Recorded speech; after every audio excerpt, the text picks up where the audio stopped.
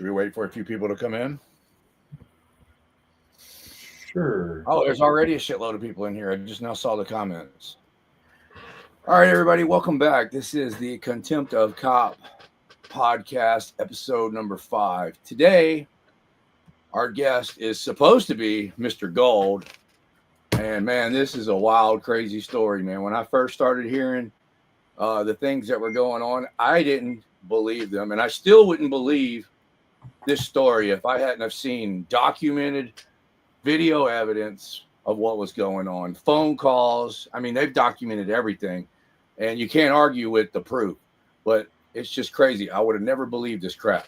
The neighbors are weaponizing the government against him. The government is harassing him, gang stalking. They're using planes to surveil this man. It's freaking crazy. And now a twist to the story. Reluctant Prophet's been in contact with him all day long. He's been knowing we were going to do this podcast. And now all of a sudden his phone's disconnected and we can't get a hold of him. It's just a crazy, wild, insane story. It's hard to believe. Absolutely, everybody.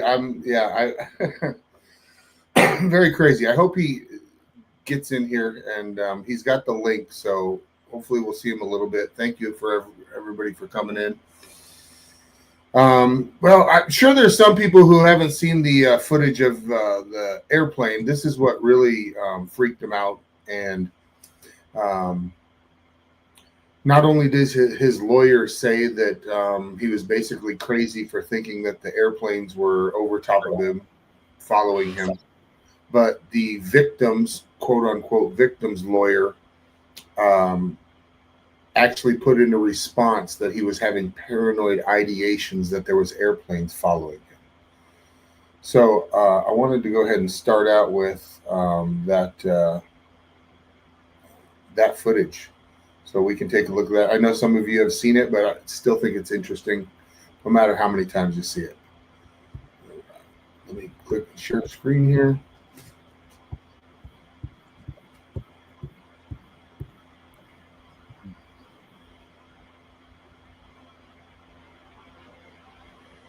All right, there we go. You see it, Harvey? Go full screen. Yes. Here.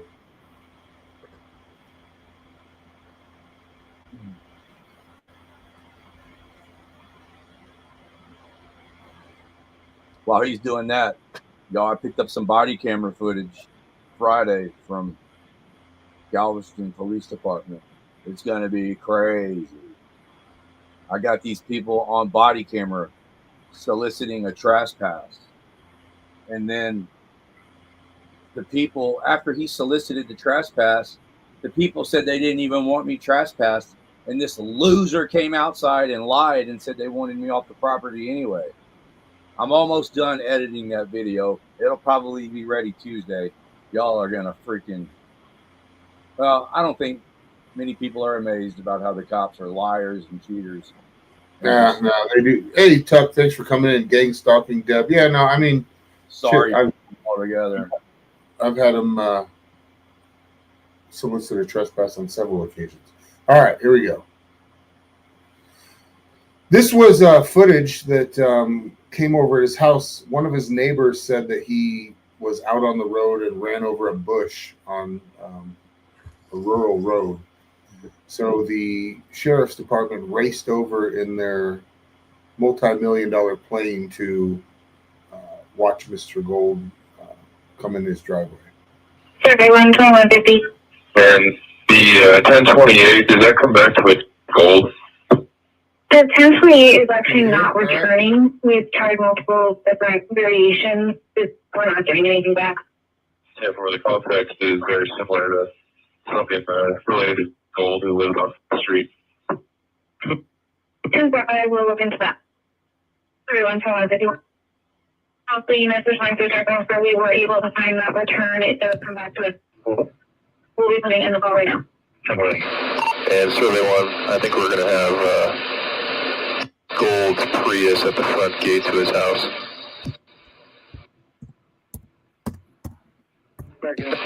He's opening the gate right now.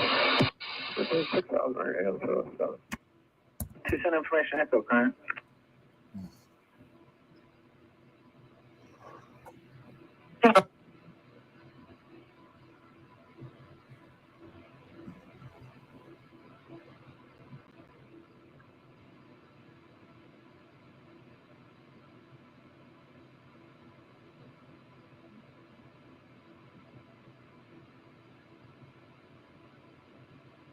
You can see he doesn't look like he's drunk or anything like that. He's opening his gate perfectly fine. You know? Yeah. Because that's the... And when do they have somebody say that you ran over a bush and they think you might be drunk and they have the airplane or the helicopter come racing over? Like, just imagine you in your driveway just minding your own business and... American, looks like you might be on the phone.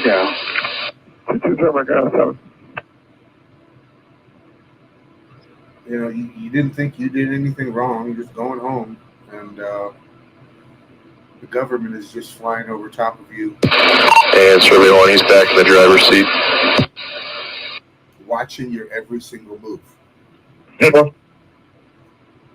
American 807, flighting 150, intercept the final approach course. 150, intercept final approach course, American 807. 24 golf flighting, 210 vectors to crest, final per traffic. 210, Colonel. American 807, you're 5 miles from Austin, maintain 6,000 to establish code approach. And he's in his driveway now and closing the gate behind him. Come on.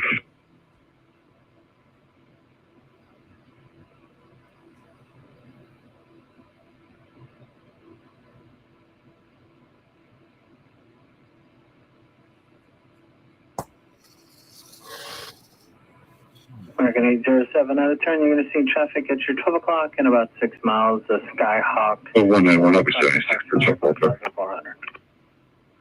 211, 24 golf traffic at your 3 o'clock in 5 miles an hour, Boeing 737 descending at 5,800 for Tucson. Roger, we got the site, 2 golf. Yeah, stick in there because he hasn't shown up yet, but I have some crazy news and what they said to him just today on the phone from the Pima County Sheriff's Department.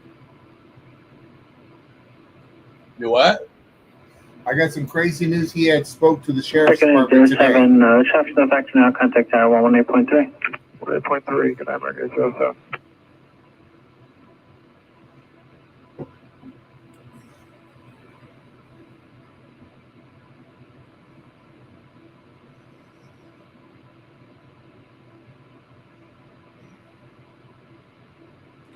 That's what Joseph Lowry would like to have 24 happen to golf, you. Brazil navigation to Ryan and change your advisory to your approved. Good day. Sounds good. We'll switch over and squawk VFR. Have a good one. 2 golf. If he's watching, I'll wear this shirt just for him. Right? I own that guy. I live in his head rent free. Apparently, I live in the sheriff's head. I went to the... There's nothing information November current. Survey 191. Survey 1, go ahead. Did he make it into the house?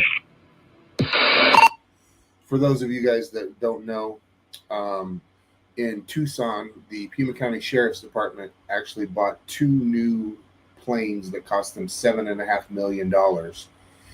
And they're named Survey 1 and Survey 2. Which plane is this from? Do you know? This is Survey 1. I got a question for you whenever you get to a stopping point. Yeah, go ahead. We can keep going. I'll wait till we get done. All right. He's not in the house, but he's pulled up to almost the end of the driveway. He's kind of just standing at the rear of the vehicle. I think he's on his phone. 10-4.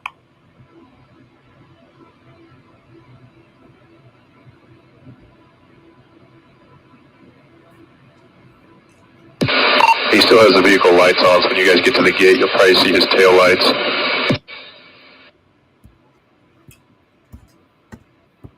10-4. And did he close the gate? 10-4.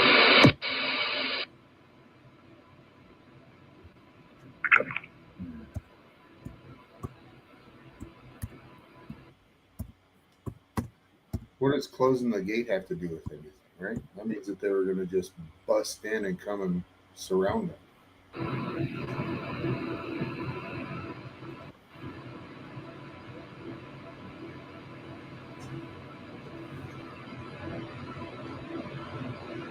So his dogs were out here, and he was going to go ahead and walk his dogs, and he noticed the plane over top of him, and he heard somebody behind him coming up that yelled at him.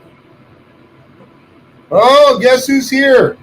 Mr. Gold is in the house. All right, everybody. All right.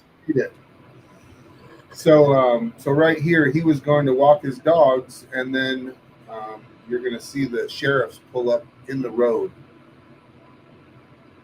So because a neighbor calls and says you might have run over a bush, they're going to send out 3 squad cars and a multi-million-dollar airplane to surveil your every move. It's wild. Yeah. Spend thousands of dollars in gas for what, maybe an hour? I don't know the exact amount, but it's expensive. Absolutely. And just to let you guys know, the judge that is presiding over Mr. Gold's case is the same judge that just had Lane Myers arrested last week. So this is just going to get crazier and crazier. So you guys just stay tuned. Mr. Gold has a hearing a week from tomorrow, and everybody's welcome. You know, the courts are a public place, and you're all more than welcome to come in and sit and watch any case that you want to. Oh, yeah. We're just going to finish this video here, Mr. Gold, and then we'll bring you in. We're watching the surveillance footage. We're about halfway through. It's a big club, and we ain't in it. No. We want to bust down the doors, though. Now you can even see him go over here. You can actually see him throw his ice out of his cup. It threw the ice on the ground. Yeah. I mean, how would you feel just living your life, having the sheriff's department intruding on you like that? It's very sad. 714, traffic. 714, 2200.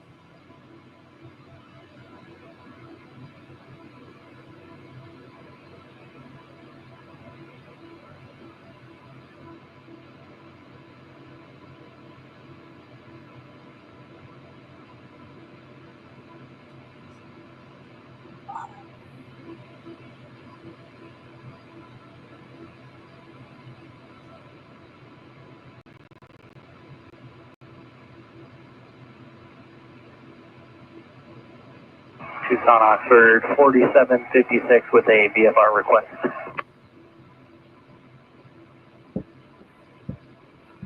Oxford 4756, Tucson approach, Tucson number 2985, send request. 2985, and we are a Papa 28 Alpha looking for flight following back to Falcon Field. We are currently 4 miles to the north of Ryan Airfield, and our top altitude is 7,500 for Oxford 4756.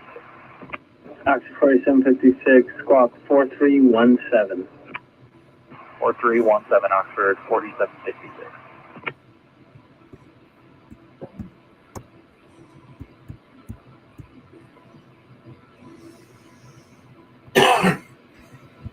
Oxford 4756. Looks like they're driving down the street towards it now. All right. Down here at the bottom of the screen, you're going to see the sheriff deputies roll up. Thank you, Brandon Mitchell, for the membership, man. That was awesome.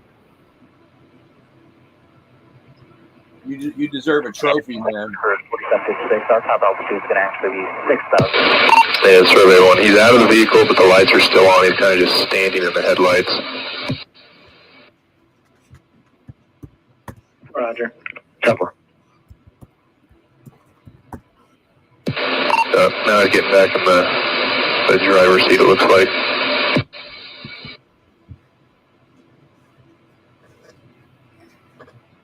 So 14, 1023.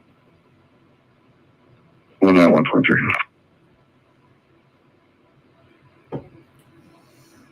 Now, even if they did see him run over the bush, they've seen him open his gate, drive in, close his gate, walk around on the phone. Like, right? He doesn't seem drunk. Seems to be managing himself well. Let's pack up and go. Yeah, he's pulling the vehicle all the way up to the main house now. He's on his property right now. He's not on a public road, correct? speed 20 miles. He's been on his property the whole time. We're looking at the next to UNC main. 522 Center Approach Radar Contact. Shoot as requested. Report landing straight out somewhere 29885. Proceed as requested. Report landing straight left at 2. 717, you can be the last two. Anyone else is coming, go tonight. 10-9. This is 717, are you 1060? My damn phone. At 10-4. All right, 10-4. If there's anyone else that's coming to check welfare, they can go 10-8. See, they can go 10-8. They're if there's anybody else coming to check welfare. That's like what their big thing on Tucson is. They claim that they're going to check welfare, and that's where they can violate your rights, jump over your fence. It's ridiculous.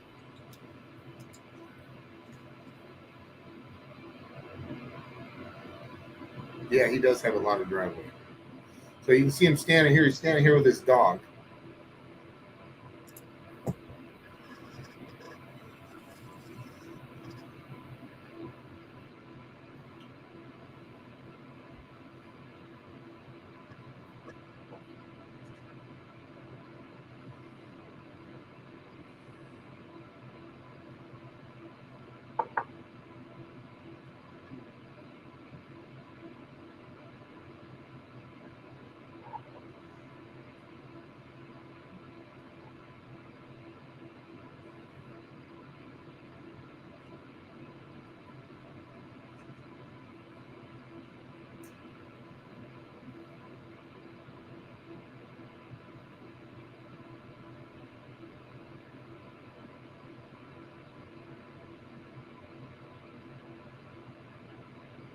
I guess it's just creepy. Oh, we're going to get into that, Sly Shy. Mr. Gold's in the back. He's going to give you the whole story. We're going to run it down all the way up until today, him talking to the sheriff's department. Yeah, survey one. It looks like this home, they're both out the driveway now. Go ahead and bring him in before he gets spooked and disappears. He can hear you laughing in the back. I want to make sure the speaker's off so it doesn't interrupt this while we're doing the video. All right, 10-4. Are they going inside? Not at the moment. They're just out by the car talking. Living their lives. Yeah, Sly Shy, we'll get into it. Yeah, they called him and they wanted to snatch him up at his last court hearing. They keep looking out towards you guys, though.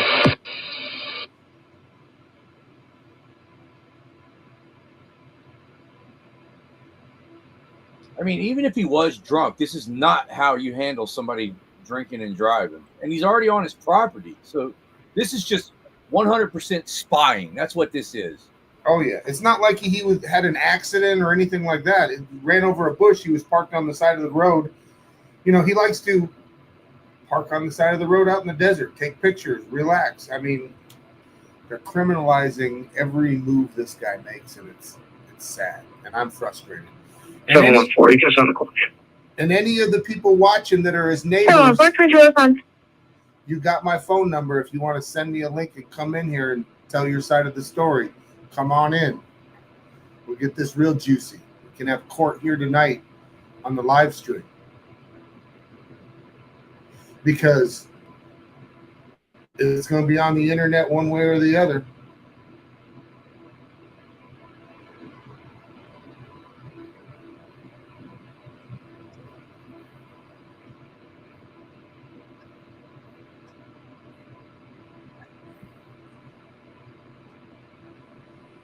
That's about it. I'm going to go ahead and pull Mr. Gold in here.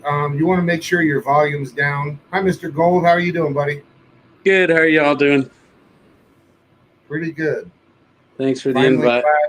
Yeah, so everyone looks like he's walking out towards you guys. So, I've never done this before, so if I have some audio feedback issues or anything like that, let me know and I'll adjust accordingly. that Sounds fine on my end. Nice to meet you, Mr. Gold. You don't. Likewise. It's weird when you hear somebody's voice for a long time, you picture them looking a certain way, and you don't look like what I pictured you to look like. Yeah. So I've tapered myself off all the meds they put me on in the institution, so I'm a little back to normal. That's good to Or hear. at least all the meds they tried to put me on in the institution multiple times. Yeah. Yeah, we'll get to your phone call with the sheriff's department in the last day, and but I want to start out. The first thing I want to start out is to let people know a little bit about yourself, what you do, what your goal in coming to Arizona and buying this house was, and then why don't you bring us up to the first interaction that you had with the government here in Arizona? Yeah, well, I had been living in Georgia for over 30 years, rural part of Georgia, Oconee County. We had a sheriff who was sheriff for almost the entire time I was there, Sheriff Barry, and he showed me a different side of law enforcement than what I learned in Pima County. So I had no expectation whatsoever for what law enforcement was capable of. And so I was living on 135 acres with rescue dogs, with a rescue I ran in Georgia. I was looking for change, drove through Tucson a couple times, loved the national park, loved the deserts in general, whether it's Tucson or Death Valley, California, or up into Utah. So thought Tucson would be nice. I had a nice downtown, which I liked, little shops, restaurants.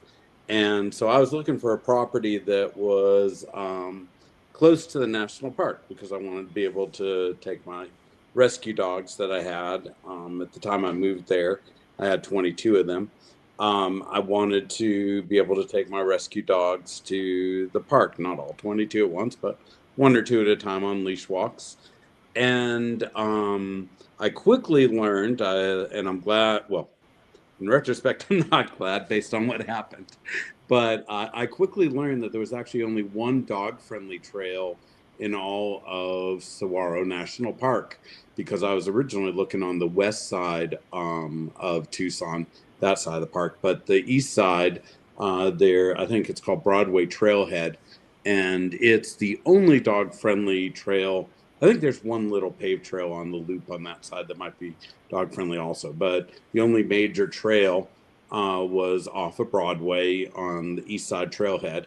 And so I decided if I'm going to move there, the only home I was going to buy was going to be walking distance to that trail.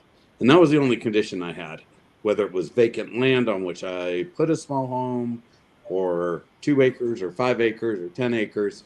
The only condition was walking distance to that dog-friendly trail. And there was a home for sale 2 blocks away.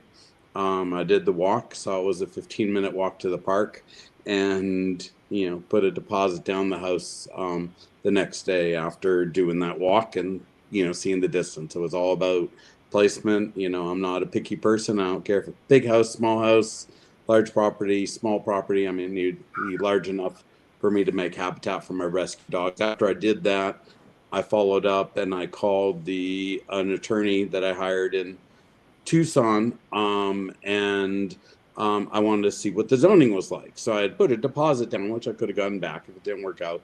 But I'm not going to bring 22 rescue dogs out to a property. Now let me interrupt you here real quick.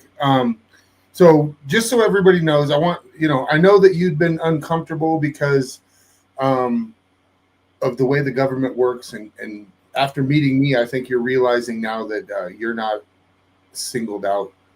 I mean, you are. There's some crazy stuff going on around you, but you're seeing that it's happening to other people, and you were nervous about getting your charity and your rescue out there. And I just want people to know that the basis for you moving out here was to transfer that all out here and live a peaceful existence until you passed away, enjoying your dogs. Exactly. I think some people are trying to make me pass away a little sooner than I had anticipated, but that's a whole nother story. But But anyway, so I'm a by the book kind of person generally. I mean, I'll push boundaries of things in the world. I've started businesses, done research, things like that. So I'm an outside the box thinker, but I generally like to follow the rules. So hired an attorney who checked all the rules for zoning. And while there was a zoning proposal for rural Pima County, there was actually no restriction on the limit to the number of dogs you could have in outside city of Tucson limits. And even the rule they proposed was 10 dogs per home, and there were 2 homes on that property. So that even if they passed the law, which they had not passed, it was just a proposed law, it's never been passed. Even if they passed that law, it would have allowed 20 dogs. And so I saw that not as an issue. I learned years ago from Cesar Millan episodes, Dog Whisperer, that exercise was the most important thing for dogs. So I exercise the hell out of my dogs. So I know that's what you need to keep them quiet. One of the interesting things was, other than a couple snide comments that someone made on the street to me, which my dogs were, very quiet in terms of having that many dogs. It's not like, I specialize in older dogs, so I have a lot fewer dogs right now. But if y'all listen, you can hear all my dogs. Yeah. Hear them all. You hear them all. You can't because they're quiet. Not saying they don't bark, but anyway, I just throw that out there because I'm not feeding your 20 dogs. Well, really quick, Jeff, let me show the people where this is actually at. You know, like you're inside like some kind of major metropolitan area with tons of people. This is the road in front of Mr. Gold's house. So that's the road this gentleman is walking his dog down, and his neighbors in the sheriff's department have said that he is terrorizing his neighbors by walking his dogs down this road in front of their driveway. So sorry about that. I just wanted to give people context of what we're talking about here, and you walking your dogs, and also the zoning conditions, because we'll get into the phone call that you received when you first moved there. Yeah, that was great. And I don't just to give you an idea, when I walk my dogs too, it's not like I was Cesar Milaning with 22 dogs at once. It was 1 or 2, and usually the most disabled. I just called this up. I don't know how well you'll see if I hold it up here, but this is like one of my dogs. That was Grace. Yeah. Oh, he's missing his leg. So she was in a wheelchair till she passed away. But I specialize in special needs dogs, and so and I actually went almost a year, after I moved there, without any issues whatsoever. I was walking my dogs once or sometimes twice a day around the neighborhood, and not all my dogs. I actually would just do. I had anticipated one day I would take most of the dogs, in groups of 1 or 2 to the park or around the neighborhood. But once I got settled in, the crazy stuff started happening with the sheriff's department, and that just never evolved. But I did spend about a year where I did 1, sometimes 2 walks a day with 1 or 2 dogs. So it was, less than some of my neighbors who have 3 or 4 dogs do on their own. I never had a problem with it. I met several of the neighbors. They never had a problem with it. Some people came up to Grace, seeing her in a wheelchair, asked about her, why is she in a wheelchair, things like that, curious, nice. I'd never had any problem whatsoever. And then it kind of crept in like a virus. It was at first a couple minor thing. Actually, it started with a major thing, but then after that was resolved, it was a minor things for about 8 months before just all hell broke loose. And oddly, I had to move from that home months ago. Now it's been over months. I want to stick on a timeline here, but yeah. So you moved here in approximately May of 2022, correct? I bought the house around then. I didn't move there until a couple months after that. Okay, so June, July. Yeah, okay. It was July. May, estimate sometime between June and August, because I spent about 3 or 4 months building the snake-proof areas and kennels and air Oh, that's conditioning and backup cooling, all that stuff for the dogs, because I had to keep them safe. So it was months before I actually moved out there, and I had gone back and forth to Georgia a few times in that interim before I moved. So I may have moved, I think it was in July that I did actually move out there. Okay. And you spent tens of thousands of dollars building the dog kennels to keep Yeah, the over dogs. $100,000 Over between material $100,000 to move Yeah. into this property. Hey, do me a favor. Can you do me a favor and tell me, because you said that you'd like to walk one or two dogs, you know, up and down the street, right? All right. Can you do me a favor and tell me who this person is? I only know from what you've told me, and I can tell him. Never. This is yeah. This yeah, I don't want to say anything about neighbors and stuff. All right. Well, this is his neighbor that has a greyhound rescue, and I'm not sure if she doesn't want any competition, but as you can see, this is the road that I just showed you in front of Mr. Gold's house that she's walking down. Is that actually your driveway right behind there? Yes, it is. She's actually walking right in front of your driveway with all of her greyhounds with a big, huge smile on her face. And her neighbors have charged you with 10 counts of disorderly conduct for terrorizing them for walking your dogs one or two at a time in front of their driveway. You can't even make this shit up. I mean, like, it's so crazy. So the first phone call have ties to the government there in Pima County too. Let's get into that at the end. I want to stick on the timeline and kind of get people through up to where we're at today, because it's a long story, right, Kev? And I think one of the things that came up, I'm like I said, I'm not going to address any people individually. I understand. And actually, I don't know that I don't know about the neighbors, the sheriff, the courts. That place is has a life of its own, as you've shown in different videos and as I've seen online. Sure. I had no idea.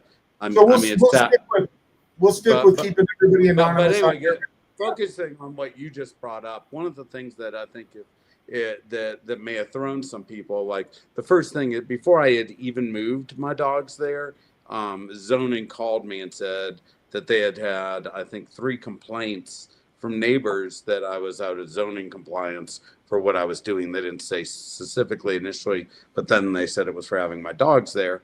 And one of the things that the neighbors either misunderstood or falsely told these people were that I was running a dog shelter where I was going to be taking in dogs and adopting them out, and people would be coming in, or I'd be boarding dogs. And if you do that, you actually do need a license, and you have to get zoning approval and things like that.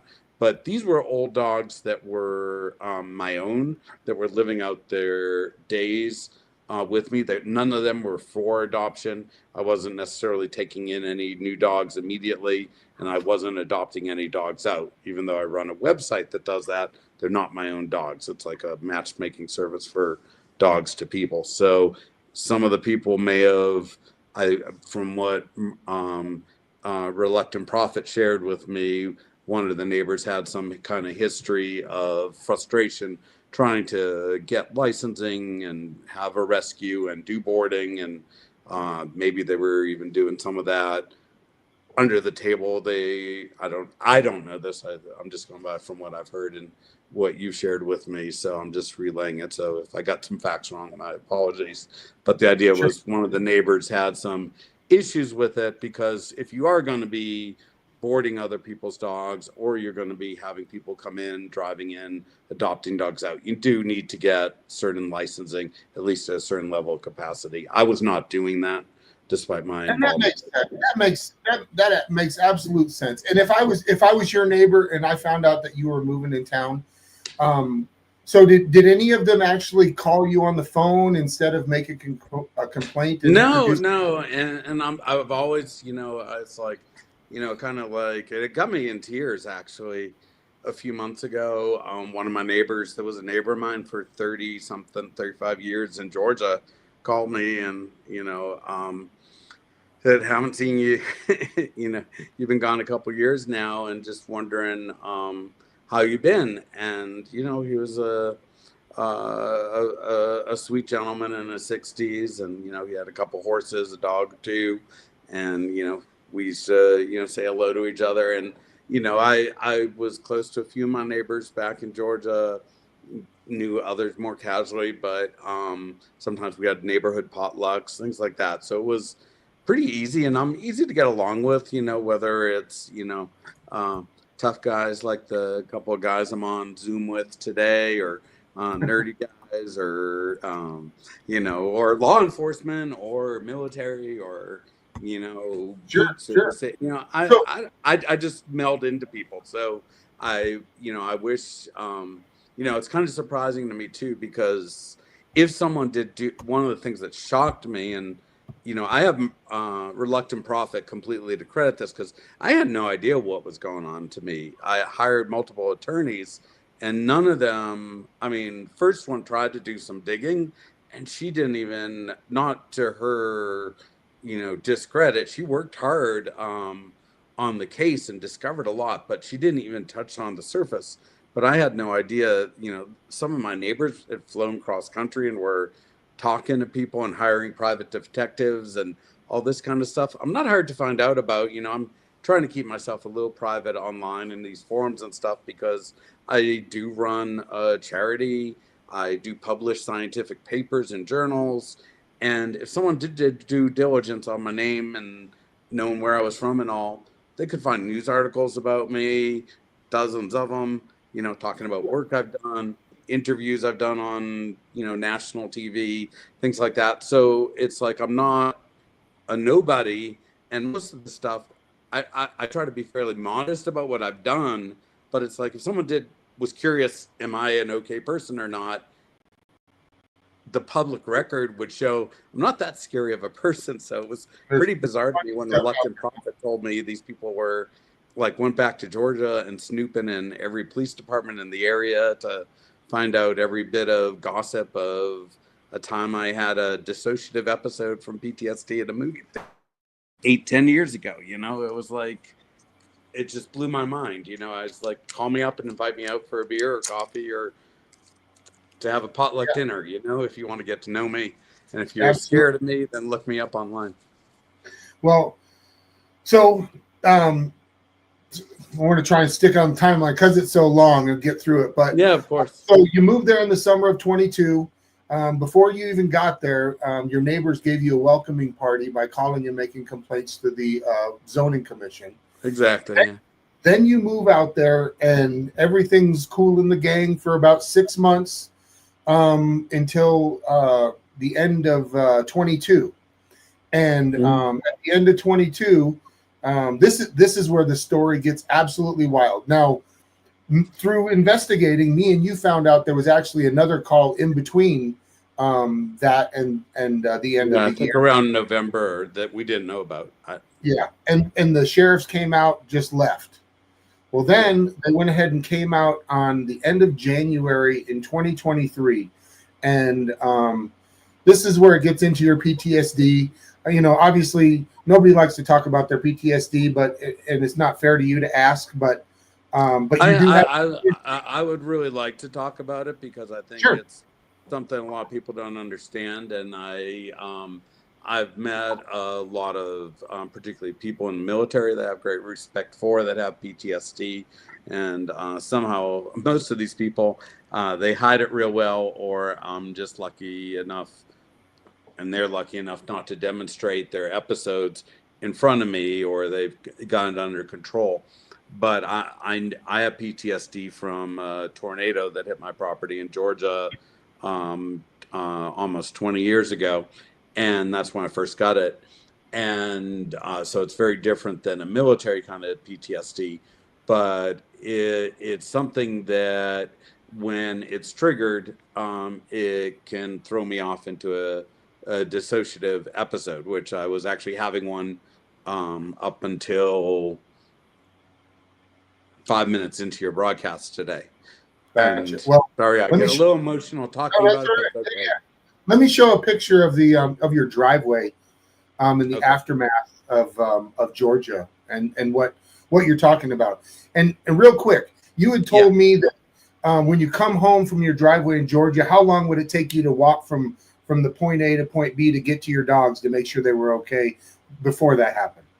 Yeah, before the tornado, it was, well, a 1 minute drive or a 5 minute walk down a half-mile driveway to get to where my dogs were. I was way out in the woods, in the middle of nowhere, Georgia. All right.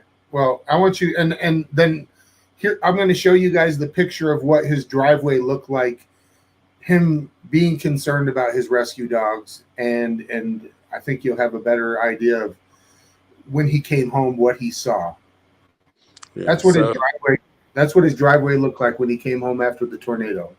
Yeah, so I got back to my property, and that's actually not just what the driveway looked like, but the road outside my home was piled up 20-foot tall, similar to what you see there, just debris of trees. And I had heard the tornado warning, but you get them a few times a year in Georgia, and usually they don't actually produce tornadoes. And if they do, they're small and usually don't hit your property because they're relatively small and confined.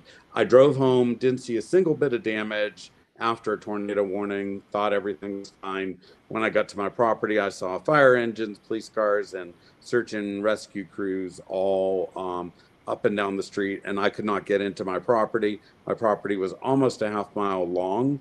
I drove at high speed with the sheriff deputy following behind me, apparently because of the emergency, not caring that I was going too fast, and they're going too fast, and that's another testament to the law enforcement there. They got people who broke legitimate major laws out there. I have huge respect for them. It's very different than what I've seen in Pima County. But anyway, I got back to my property. The other side of my property, I had a second driveway. It was blocked, looking similar to what you see there in the picture. That's actually a 4-ton boulder in that picture was thrown up in the air and landed on top of trees. That boulder is not on the ground. That boulder is 6 foot by 4 foot by 4 foot. That's how powerful that storm was. But I went to the other end of my driveway, couldn't get in. A police officer lent me their flashlight. It was starting to get dark, and I hiked down to my house. It took me an hour to get to my house, what normally would be 5 minutes, because when you take pine trees and oak trees and all that, and you put them sideways, all the interlocking branches, it's very different than walking through a forest. I was cut up all over my body, and it took me an hour. I'm calling, my cell service still worked, calling friends saying the tornado hit. I don't know if my house is still standing.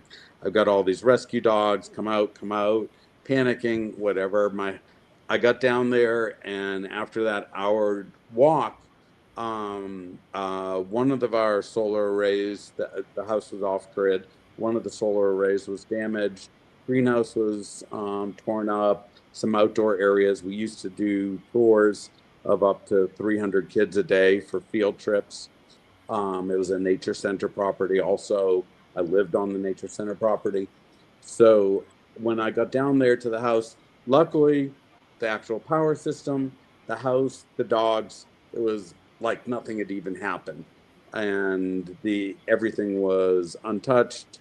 And so there was thousands of trees down, and our property sustained, I think, the most damage in the area from what I've read online in some of the reports that Mark dug up. But that we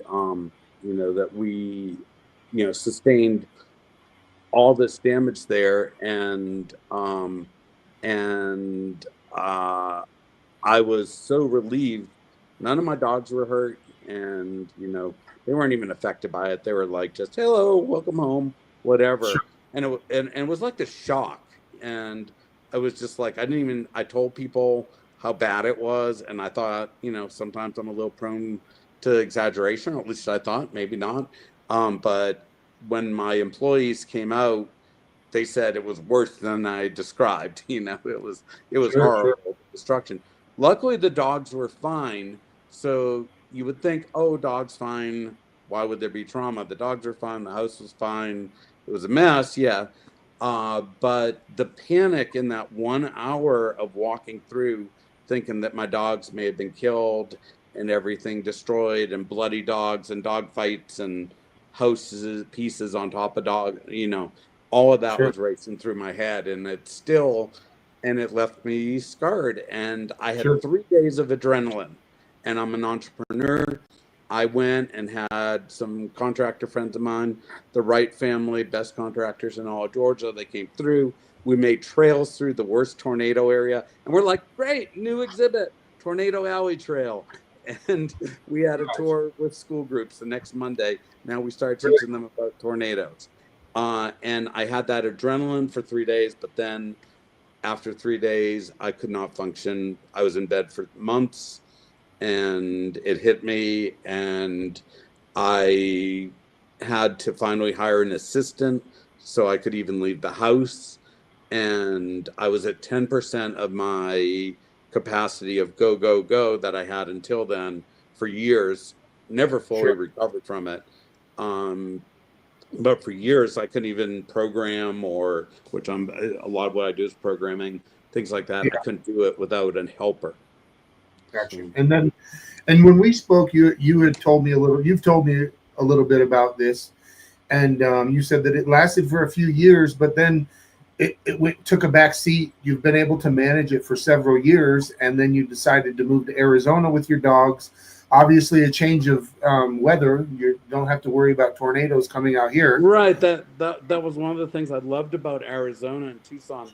It was like one of the few places in the country that had, well, I thought zero risks. I learned the risk from Well, you have the culture was worse. But natural disasters, there's no earthquakes, there's no volcanoes, there's no tornadoes, or at least nothing of substance. I love thunderstorms. I love thunderstorms. There's some vicious thunderstorms, but other than occasionally tearing off part of someone's roof or something, there's no major tornadoes. As long as you don't dive into the floodwaters, you're safe from the monsoons. So the hurricanes, rarely would there be a remnant of our. So it was like a safe place from that. Then that actually went into my decision making. I had considered some other areas, but there is earthquakes or wildfires or this, and I just, I want someplace safe and safer. And actually, even the tornadoes and all that didn't bother me in Georgia. I love tornadoes. I'm excited by the weather. I was more concerned about my dogs. All I cared about was my dogs. I don't want my dogs getting sucked up. And there was at least 6 or 8 times where, because of tornado warnings, that I had part of my house was underground, and I'd bring all these kennels and stack them underground, and we'd be carrying all the dogs into the kennels until the tornado warnings were gone. So it was I didn't want to go through that again. No, and then you got here and you got something worse than a tornado. That's awesome. So let's get back onto the. I appreciate you letting me know about your PTSD, and everybody giving them a little bit of a history on that. Harvey, do you have any questions? Yes. He was talking a minute ago about he started off, he was saying that first the neighbors were kind of nice and friendly, and then he said there was a major incident, and then that's when you told him to get back on the timeline. And I was wanting to know what that major incident. Oh, that's what we're getting to now. Yeah. This incident needed to be prefaced with the PTSD, because this is where it gets crazy. So, Mr. Gold, why don't you just jump right into January 30th? Oh, go ahead. One more thing down, and then we can jump into that. Yeah, of course. In the beginning, you were saying that you were getting off all the medications and stuff, and I think that's great, because that's all a part of the plan. Look, that was a joke. That was a joke. These people tell you you're crazy and you need medication, because that's all a part of their plan for the propaganda. Is they get you on the medication, and then the medication makes you crazy, and it plays right into their hand, man. Harvey. Yeah. He was just kidding. He said all the medications they put him on. I was just joking. I've read about 11 cases where they lock you up in a hospital, fill you up with meds, and then release you when they have the right meds. I have taken medications off and on to help with PTSD, but very low dose of things that I've needed as kind of low crutches. But I'm not lobotomized by them. The propaganda. I wrote that down. All right. Well, this will explain why he kind of made that joke. So the first Well, interaction everybody knows it was a joke now because everybody thought he was serious. he does that. He'll trick you with that. Okay. But He trolled us. He trolled Got us. that from my dad. he went ahead and I'll set it up. The sheriff's department got a phone call that there was a woman screaming. Mr. Gold didn't have anybody at the house at the time. That was a woman. And then he had never had an interaction with the sheriff's department. Like we said, they came there a few months earlier, but didn't contact him. So they actually called him down to the gate. And then I'll let you pick up with the interaction and what happened as soon as they came up to the gate. Yeah, so I think I was walking my dog Samoto at the time, and his friends Brintu and Chintu. We lost Brintu, sadly, but I still have the other two. But I was walking them in the arena. This is my best recollection. Maybe I'm confusing dates or times, but it's generally correct. It's been a while. I've got but the fog of time. But but I was walking my dogs in the arena. It was a lot of times I'd walk them at night because of the heat out there. Though this is January, so that wasn't an issue. It's just probably I was out in town. But I was walking one of my dogs in the arena, and then I saw some lights out at the gate. And if I recall correctly, it was dark, so I'm guessing it was 9-10 o'clock at night.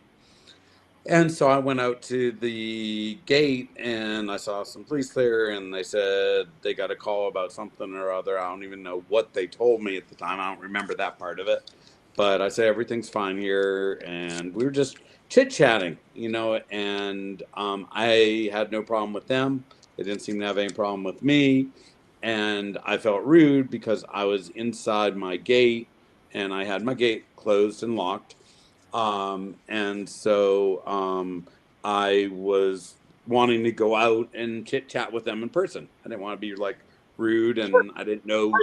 First time you met law enforcement, and they tell you, come out, be friendly, meet us. We're good guys. Yeah, right? and I've had interactions casually with people in Georgia and never experienced what I experienced in Pima County. So I had no idea that some law enforcement should have known better, but I didn't know that some law enforcement didn't respect the Constitution or just being gentlemanly or kind people.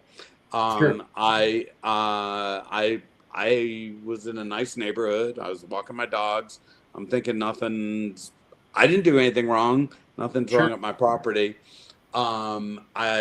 Because of that call I got 6-7 months earlier from the county, even though I was total compliance with my dogs, I was scared the sheriff's coming in there and open up dog kennels and complaining about, I was doing nothing wrong, treated the dogs well, but you never know. Dogs might even, if you have two dogs in a dog kennel and someone walks up in a uniform they don't know, they might start fighting with each other out of fear of anxiety and stuff. So that's going through the back of my mind, but they're being polite and kind, and so there's no issue. And I say, oh, let me come out and we'll talk. And I'm trying to fumble with it. I didn't have my glasses for, close vision, so I couldn't see the code on it. I gave him the combination of my. Hey, Jeff. Yeah. I'm going to pause you right there. Yeah. You're going to get a lot of flack for the next thing that you did, especially from Harvey. Yeah. So, yeah. Yeah. So this is based on my experience with the sheriff's department in Georgia. So that's the preface. If I had known what it was like in Pima County, I wouldn't have done this. Hey, But I couldn't read we're all guilty of making mistakes like that before we discovered. So I couldn't see the combination. So I gave the combination to the sheriff's department and asked them to open. I said, hey, it's thus 1, 2, 3, 4, whatever it was.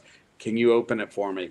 And they opened it. And as a matter of fact, I was planning, had this interaction not gone the way it was, to ask them to actually keep my combination in their system. So if there's ever a fire emergency, something at my house, they had to get in. They didn't have to smash through my damn gate to get to it. I would not think I had to protect myself from law enforcement. Because I did not have that experience in Georgia. Like I said, shout out to Oconee County, Georgia, and Sheriff Barry. he ran a department that is constitutional and should be a model for the entire country, in my opinion. He's retired now. So these guys, I gave them the combination, and they pushed their way in. I didn't expect that. I thought, and if they wanted to walk in and stand there, I wouldn't have had a problem with that either. But they literally took that as an invitation to essentially, I don't know if raid's the right property, but suddenly they're pushing and saying they're going to search the property. And I'm saying, you don't have permission to search whatever, you need a warrant. I'm like thinking back to my watching movies and them saying, I don't even know the law, but I'm saying, if you, and my concern wasn't that I had anything to hide, but I didn't want them to like get my dogs hurt or shoot a dog or open a building and a dog go running out and get eaten by coyotes or something. So I like, that was my fear. I didn't even give a shit about them walking on my property. I probably should, but I didn't give a shit about that. I was concerned about my dogs, and they did that, and I had what's called a dissociative episode. So on the ground, started shaking, saying, help me, help me. I guess you have a little thumbnail about that. It's I don't think I even did that. I think that was the first time I ever did that in any major way. I think that's where it originated. It was such a huge trauma to me. I have minor PTS episodes once or twice a year, but that was the first major out, and it still only lasted 15 minutes or 10 minutes, maybe 5 minutes. But I was on the ground shaking, help me, help me. And they were like searching the property. Do we need to call an ambulance or whatever? And I'm telling them, no, I just have PTSD. Just give me a second. And I recovered. And I was pissed off because they just searched my property, but I was actually relieved. They didn't, as far as I knew, I don't know. As far as I knew, they didn't go in any houses. None of the dogs got out. The dogs were harmed. They were just poking around, but I didn't see where they went. I don't have body cams of it. I don't know what they did. I don't know if they even had body cams on. But they left. They said, do you need help? No. And I thought everything was fine. And I remember having a really bad night. I think I called once or twice, but I'm not positive. Reluctant Prophet got a lot of the records of that, so he may or may not have know more about it than I even remember. He has to remind me of these things because he knows my memory's not that good. Sure. But the next morning, not even to complain about them because I want to have a good relationship, or I thought I did, with law enforcement there, I called and asked for someone there because I wanted to let them know I have PTSD and I can have episodes like that, and I don't want them to confuse it with thinking I'm a meth addict or cocaine, or I don't even know what those drugs do to you, but I wanted them to know that, if I act a little odd at times or whatever. And they did this in Georgia, and I never had a problem with them that they even had to be there. But, I told them, they had the combo gate to my property for 30 years. They could have come in for an emergency if they ever had to. Never had a problem with it. But I thought I was doing a service. And instead, I gave it to someone named Sergeant Gibson. And I'd say I'd had really good dealings with most of the people that talked to me from the sheriff's department, but I was a little shaken by the way she dealt with me because I was trying to be upfront about a health condition and all, and she was like, well, if you have an episode like that ever again, we're going to take you and lock you up in a hospital, blah blah blah. I forget her exact words, but something to that effect. And I was just like, I'm trying to do them a service and me a service of saying, hey, I'm not a drug addict, whatever. I'm not a harm to myself. I'm not a harm to others. And as a matter of fact, I even talked to years ago about PTSD to one of the top ADA attorneys in the country is out in Georgia. And he's like, unless you're a harm to yourself, a harm to others, or you're going to damage property, you're damaging property, like they can't stop you. Like I called him because I had an incident at a movie theater that one of my neighbors dug up. It was pretty funny. But I went in there and I started shaking and stuff. And I was worried, is that something they can actually trespass you for or something? And it's not. It's just like having a seizure or something else. Unless if I started like breaking stuff or threatening them or throwing Well, myself. that's even another subject to bring up, because of course. you can go on a rampage and break everything at your own home. You are on your property. You are at your home. So if you wanted to damage something, I mean, if you had a loved one there or something that called a concern, but at that point you were the only person there. And so I know it's, a lot for you to think back and stuff like that. And I just want to, so they came over to your house, and instead of you going ahead and calling and complaining about them violating your rights and searching your property, you actually just called to explain your situation and give them a heads up. And I did that, and I didn't mention that I did think it was inappropriate. They busted into the property, and that's probably why they took an offense to it. And then Mrs. Gibson, just to let everybody know, Mrs. Gibson, whatever, she is actually the mental health person at the Pima County Sheriff's Department. So they transferred Mr. Gold to the mental health person. He spoke to Mrs. Gibson, let her know everything that was going on, and 3 days later, she went without telling him and got a mental health order, ordering them to pick him up off the street whenever he was seen, to take him in and have him evaluated. So 2 weeks later, unbeknownst to you, you were just driving around Tucson, and a Tucson police officer pulled up behind you, pulled you over, and when you interacted with him, what did he tell you that was going on? Yeah, well, here's the interesting thing too. First off, Gibson lied to me. I don't have a recording of it. I don't know if you ever got it in your public records request. Or we're waiting. We're waiting. We're still waiting for all the body cams. Yeah. These people but anyway, Gibson said they were not going to do anything because of my episode that day, which I don't think they would. I was over it and I was recovered and talking to her calmly the next day. She said if something happens again, we're going to. But she did go and followed some Title 36, I believe, is the procedure in Arizona, and got a mental health order that says I'm a danger to myself and others, or can't take care of myself or something, and I don't have medical care of my own, as if I'm, someone on the street who has no medical care, no psychiatric treatment, can't feed myself, whatever. She got an order stating things to that effect. And if she truly believed that, if she truly believed I was a danger to myself, danger to others, and she got an order like that, why the hell did they not come and serve that and pull me the fuck out of my house and throw me in a hospital to protect me? They did that as a weapon of some sort. I don't know what, but they just got it. And they put it in the file.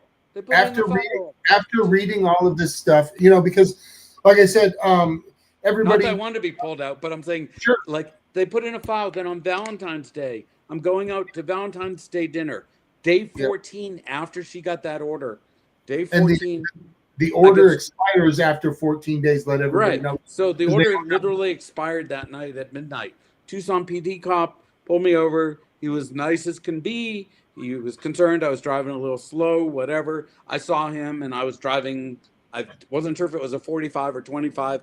I became more suspicious because when I saw him, I slowed to 25. It was actually a 45. Because of that erraticness, he pulled me over. Fine. He was polite. He was whatever. He acted nice to me. He looked it up in the system and he said, I hate to do this, but I don't know what to do. And he's calling supervisors. He's talking to my doctor. And he's like, they're telling me I have to take you in even though it expires at midnight. That's the law. That's the rule. They're saying we have, and they locked me in a hospital for 2.5 days. And the reason why you were in there for 2.5 days is because it took that long for the doctor to come see you. No, first thing was two doctors came and saw me the first night. Okay. I told them I published medical research and I ran a national charity, and they put down that I had grandiose ideations. No, I really do run a national charity. I really do publish medical papers. On the day 2.5, a doctor a little higher up said, I looked up what they wrote down in their notes. I saw you in Wikipedia. I saw that you started go.com and you sold it to this thing. And he was like, he was asking me, why are you here? And I thought he was like wanting to test my reality of like, I had this situation, the officers did this and that. No, he was like, why are you here? You run a national charity, you publish medical papers. I've read all these news articles about you. You can take care of yourself. You have your own doctor. Why are you here? Like literally, he was being genuinely puzzled why the hell they would put me there. And then he sent me home. And then I went home and While you were in there, George Daly has a question. Who was taking care of the dogs at that time while you were in there? My wife was. Okay, good. Well, at least somebody was taking care of them. Yeah. So they take you in there, and then Mr. Gold doesn't know a lot of this stuff because he's still having trouble reading back all of these police reports. We're talking about 60 to 70 police reports that I've read through. And after Mr. Gold got out, they tried to get another mental health order on him. And I got a police report that says if Mr. Gold doesn't voluntarily go in, he's going to keep having interactions with us. So then that happened. We've got, it's my fault. I've left the reports that they stonewalled us on about 6 months of reports in between January and the summertime. So within that time, wait a minute. Right after you were pulled over and put in the mental for evaluation, 2 weeks later, the sheriffs were called back out to your house because there was a woman screaming again. And this time, the sheriff's department in their police report said that they made entry over the fence. They trespassed on your yard. They came up to your house, and they said that they stood outside your house and saw you standing inside your window. And this was in the middle of the night, correct? Yeah, and one thing I'll just to point out, we can go more into detail this later if it's appropriate, or we don't have to. But when I have dissociative episodes, I act a little odd, but I can usually remember them. Sure. That's the difference between like psychosis and schizophrenia. You like don't remember them, and you're out there. Woo! People are talking to me and stuff. These I act odd in the moment, but I remember what happened. But apparently, that night that you're about to describe or are describing was so traumatic to me that until you read me that police report, I still don't remember it. I remember it. I know that it happened, but it must have scared the daylights out of me because that was, because it chills me when you read that to me because I did remember it, but I couldn't remember it. It's like I'm still that way. I'm like I can sort of picture being at the door and an officer being there and me being kind of freaked out by it, but I don't. It was so traumatic. I think it's self-protection. Let's start with first you have the interaction with sheriff's department the month before, 2 months before, where they push past your fence, and then they go behind your back and they get a mental health order, and then you get snatched up off the street and you're at the mental hospital for 2.5 days. Then you get out of the mental hospital in 2.5 days realizing this. Then all of a sudden the sheriff's department get another phone call saying a woman is screaming. And this is where it gets really crazy because they jumped over the fence. They went up to your house, and in the police report, they said that they could see you standing in the house. And they said that you freaked out with them looking through your window, which anybody would freak out seeing a bunch of police outside. You did end up going outside. Particularly what happened a couple of weeks earlier. Yeah. So you did go outside and speak with them, and they heard no sounds of. I don't think I went out and spoke. No, I don't think you went outside. But I don't remember it well. Maybe I did, but I don't remember it. I have trouble because they came back one other time when there was. That's the only time. That's the only incident that I cannot remember clearly. I think that's the only one I can't remember clearly. So then we had 3, 4, 5 more incidents that happened with the neighbors calling the police on you, saying that there was noises, banging noises in the night, horns.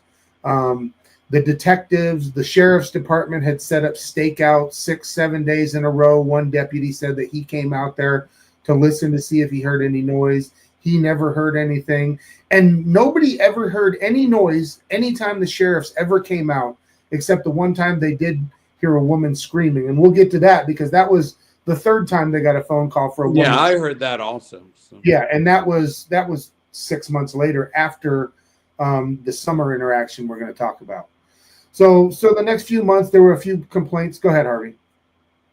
These neighbors of yours, aren't they all in the Pima County Sheriff's Governmental Club too?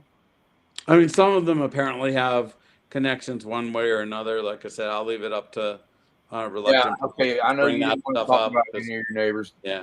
Reluctant Prophet, can you clarify that? I remember that they were connected to judges or lawyers or. Sure. Well, doing some digging, the neighbor that you guys saw with the greyhounds, she apparently does babysitting for on the site that I found. She claimed that it was the dog's auntie. So I couldn't find any connection blood related, but obviously they're good friends. And this woman is a Superior Court judge at the Pima County Superior Court. That's one that lives across the street from him. The neighbor down the street is a high-profile lawyer that has been defending some not-so-good people for 50 years, and we won't go into that, but they're like some really, really, really, really bad people. I wouldn't disparage them. I think there are some drug cartel leaders and members that are probably good people with good families that killed less than thousands of people with the drugs they've smuggled. Oh, maybe not. Maybe not. That's real. Yeah. There. But it's your opinion that these neighbors are weaponizing the government against you. I mean, that's one theory. Am I right or am I wrong? What's that? It's one of these theories that the neighbors have weaponized the government against him. Is that? No. So the lawyer down the street actually is the one who appoints the judges or is on a committee to appoint the judges in town.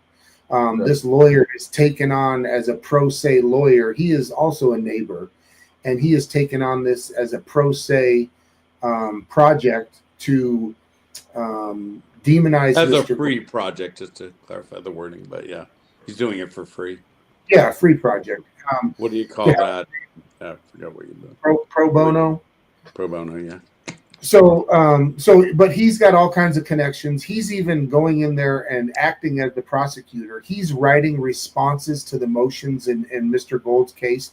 I mean, when has anybody ever seen a victim's lawyer come in and basically run the show when somebody's being prosecuted, especially for a misdemeanor?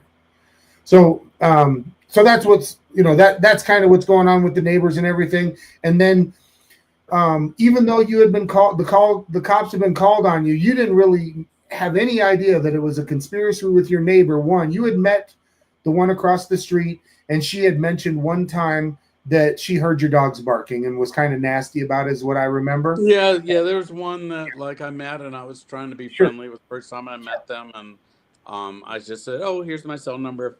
I try to keep my dogs quiet, but if there's ever an issue, I'm not home, let me know." And she made a snide comment about them barking or whatever. There is a neighbor that actually lives just behind me whose dogs do bark a lot. I don't give a hoot about dogs barking. I have neighbors that have kids with four-wheelers. They're going all day long, driving. They're doing construction. Which neighbor? I don't care about what any of my neighbors doing. Sure. But anyway, specifically, what neighbors do you see most often driving their four-wheelers? Is it a neighbor next to you? Yeah, one of the neighbors next to me was doing that. Not until after I was there for a year, and I thought that was the thing. Maybe it was. Yeah. Well, so how many times had you called the police on your neighbors for making any noises? 0. Okay. So correction. Once the night. Oh yeah, the injunction harassment. The first night when they did come out and they said that there were noises, and I don't know if they said women screaming or kids screaming or what it was, but I remember as soon as they left, there were kids out in the wash behind my house screaming, not screaming that it bothered me, not screaming like in trouble, but just like kids being kids at 11 o'clock at night. And I called them to say, I think I know what the neighbor was reporting because it's happening now. But you didn't try to for it. You didn't They didn't call on any of your neighbors to get them in trouble. But it didn't bother me. I never. Yeah, matter of fact, the kids were always neighbor kids. Even a couple adults were in the wash on my property that I own, out there playing. And I played in creeks and stuff when I was a kid and in Massachusetts growing up. That I didn't like. I'm sure I was on other people's properties. No one ever said anything to me. I was like, as long as these kids don't start throwing rocks at my dogs or something, I'm not gonna say anything about it. I'll let them, be kids. So you hadn't called the police on your neighbors. Your neighbors were starting to call police on you. It seems like they were trying to build up a pattern coming up to the summertime. You had met the neighbor across the street. She wasn't very friendly the one time you had a conversation with her. And then the neighbor on the other side of you, you'd never met these neighbors, the husband and wife, and you'd walked up and down the road. And I can't find the Every day I drove that road once or twice a day. My driveway, that was the main driveway into my house, was on that road. And up until around the time I had an incident with them, that was like the primary way I got in and out of the property with my car. And it was also the direction I would walk my dogs every day, once or twice. And again, it was just one or two. Not that it would have been illegal if it was 20, but it was just one or two dogs, just for context. Sure. Well, and then the other thing I want people to explain, you have two different sides of entrances to your house. And these two neighbors have always been at the end of the road. Nobody's ever come down there. And from talking to Mr. Gold, the previous owner that lived in that house actually spoke to him about an interaction. We won't go into it, but it was a negative interaction with the neighbors also. So, and in the police reports, these neighbors have said that there's no entrance to Mr. Gold's house. There's no reason for him to go down there. Well, and that's just because the road has washed out. And just like in my neighborhood, the county doesn't come and help you maintain your roads. If you want to go ahead and fix that road and get it usable to be able to use your driveway again, you've got to spend the money or have heavy equipment like I do to be able to fix that road. So that's the only reason, correct, that you stopped using that entrance besides... Matter of fact, I right around that time, and maybe now that I put some puzzle pieces together, this could even be the reason why some of the other things happened at the timing I did. I was going to put some gravel in the road and fix the road there, and I called the county, and they said that, that's fine to do. Send us a letter, run it by a supervisor, and we'll talk to the couple neighbors you have, make sure they don't disapprove of it. They need to approve it too, or make sure the majority of neighbors, or I don't know. They said something about checking with neighbors, and that was still before that incident that happened. So now it's just kind of clicking. I wonder if that was a trigger to that incident, because one of the things I've learned about at least the one neighbor, I don't know, because they vocalized in police reports verbally to me and so forth. For some reason, they think their house is the end of that road. My house is actually the end of the road. It's the end of a dead-end street. I do have a paved driveway. It's paved. Most people don't even have paved driveways. I have a paved driveway to the road there. I have a gate there, a locked gate, and that was the primary closest entrance to my home. And until washed out, I used it regularly. I could still I drove through it a few times, even after it washed out. I had a Prius at the time that I was driving in and out, so it was very low to the ground. If you had a pickup truck or even a Subaru or anything, like, you probably wouldn't have had trouble. I don't know how it is now, but it was never that washed out. But so that I I didn't even know about that. It's a much easier to get public records for that. So if you can actually get me the date that you called in, I'll call down to the roads and I'll get that, and I'll see if they did contact you. I'll see if I was going to email them. I don't know if I ever did. But anyways, as you guys can see, this story is so huge. Every day we have a conversation. We had the craziest conversation the other day about something that the dates all hit and were very strange. I don't know. I mean, and the thing is, it's just like, my first time I ever met the one neighbor to my south of me, I didn't meet him the day before the first interaction. I think it's covered in one of your videos. He was chasing my car, and I didn't know if it was some homeless person. Not, and I have nothing against homeless people. I talk to them all the time in downtown. Let me set that up real quick. Yeah. So, you had met the one neighbor, the girl, then you had the interactions, and you just told me that you, in between there, you called about your driveway. And then now in August, in the summertime, when we have our monsoons, you were outside, which you like to do. You're a photographer. You've shown me hundreds of photographs that you've taken of the weather. Yeah. And the vantage point that you were getting was much better, sitting in the road, basically in between both of your houses across the street. Right. And, yeah. I had just walked my... You'd never met the one neighbor before, and he approached you in your car. You had your dog in your car, correct? Yeah. Well, the first day he approached me was a little different. I was just driving the neighborhood. Yeah. One of the things I did, and no one ever said anything, and I'd never thought anything of it, but I would drive around that neighborhood before I go out to dinner, and often when I got back from dinner. And it, to me, it was an enchanted land of desert creatures. I'd see rattlesnakes, I'd see tarantulas, I'd see javelinas, I'd see coyotes. I'd take videos of them. Sometimes I could get good vantage points of thunderstorms if there were monsoons going on. And I was just, and nighttime was when all the creatures were out. It's gravel roads there. And I was probably not the only person doing it. Like tourists would do it.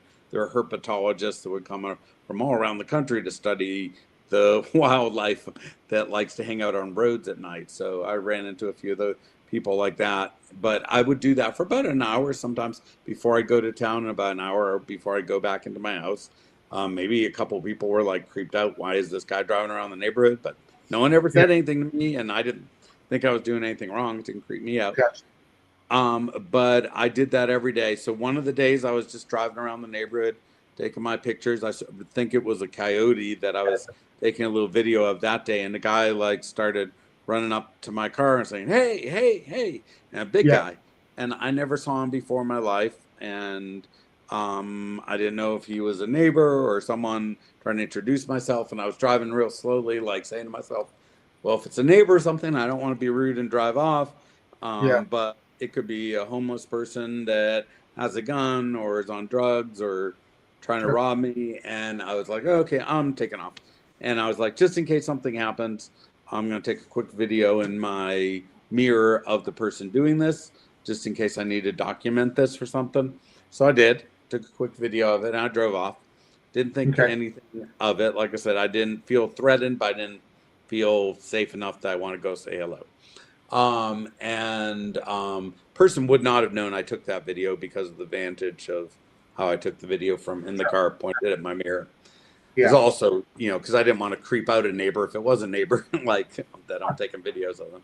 So anyway, I drove off. The next day, very next day, I walked my dog Scrappy up and down Javelina, the road next to my house, and there was the perfect storm, literally. It was sunset. Let me stop you here, because I do want to go to the video so that they can see the video for people who may have not seen what happened. Let me just cut to that video and show you, because it's much better visual to see what happened. So again, you had the first day. This is the video that's got them both in there, but this is going to be the second day when they ambushed you. So the neighbor who, and to give you, because to give you guys a perspective, the neighbor who I talked about, why I keep mentioning her with the greyhounds, is the one who you're gonna see in the video. And the day after he saw his other neighbor walking down the street and was trying to talk to him, the following day these people conspired to get together to confront Mr. Gold on the roadway.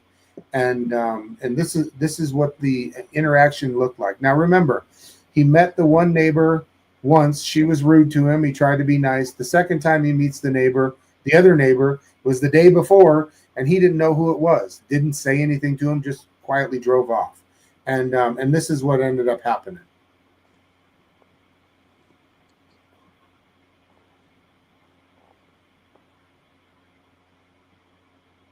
We've come to a point where we have to finish this. Well, we can't leave. We have to finish this. Right. Welcome back. Welcome back. Welcome back. Welcome back. Hi, Steve.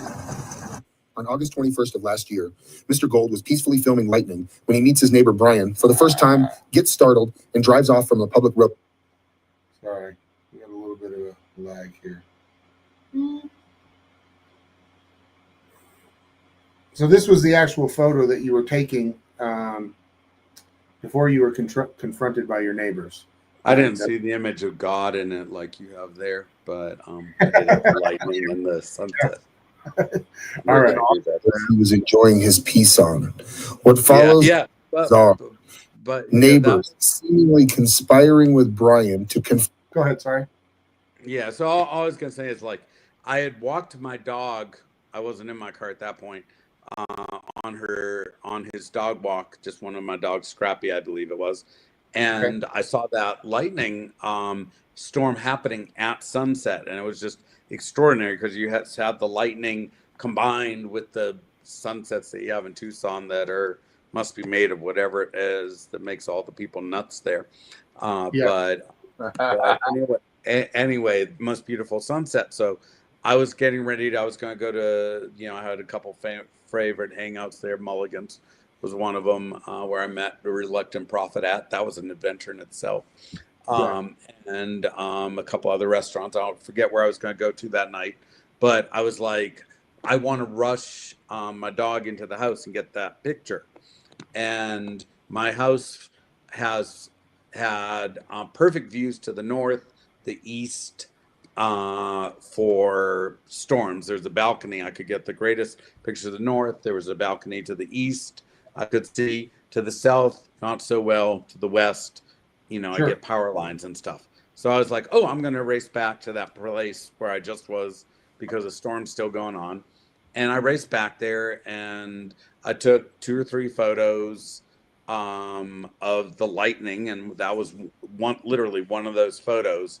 And I believe the time stamp on that photo was about 1 minute or 2 minutes before I made a 911 call because of what transpired next, that I was like never experienced anything like that in my life. The experience itself was horrendous. I don't want to watch too much of this. Well, no, you don't. Let us go ahead and show it real quick. And if you want to mute it, you can mute it. But what I was going to say is what happened next was it was horrendous when it happened, but it was not as horrendous as watching Reluctant Prophet's video of it, because the video that he obtained of the incident that I had never seen was taken from, I guess they were using it to claim I was doing something wrong. But when you watch the video from that perspective, I mean, I literally had 4 people that ambushed me on the public road 100 feet from my driveway while I was taking pictures of lightning with a beautiful backdrop of some cactus there. So no power lines and stuff during this storm. And what I experienced that day was hugely traumatic. But when you hear what they actually were saying and doing and acting toward me, I think I mentioned it to you after you posted it. I watched it a couple times just because I never had seen it, and I thought I watched it just to get the content. But one day it started in the middle, and it said something about if he reaches for his console, get behind the block wall. I'll let them. I'm jumping ahead, but I'm just saying it was. No, I understand. And I know why you're trying to preface this, because in the police reports that we read, you guys, it's absolutely ridiculous. In the police report, they demonized Mr. Gold, and they said that he didn't need to be out on the road. He could see the storms perfectly well from his yard, and he should have been taking video from his yard. Just everything that they've said, they even put in the police report, by walking his dog in front of their house, he's terrorizing the neighbors. Like, it's absolutely ridiculous. Let me get into this video and show the people who haven't seen it, because this I think is one of the most egregious things I've ever seen anybody do to a neighbor that they've never even met. On a public road. On a public road, yes. Your driveway, only to find yourself caught in this nightmare.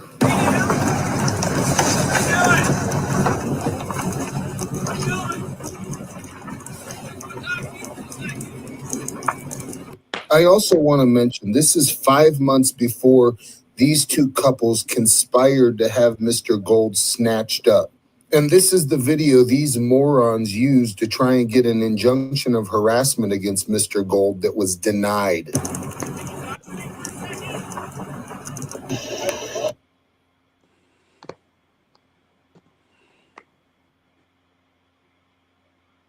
Did we lose it?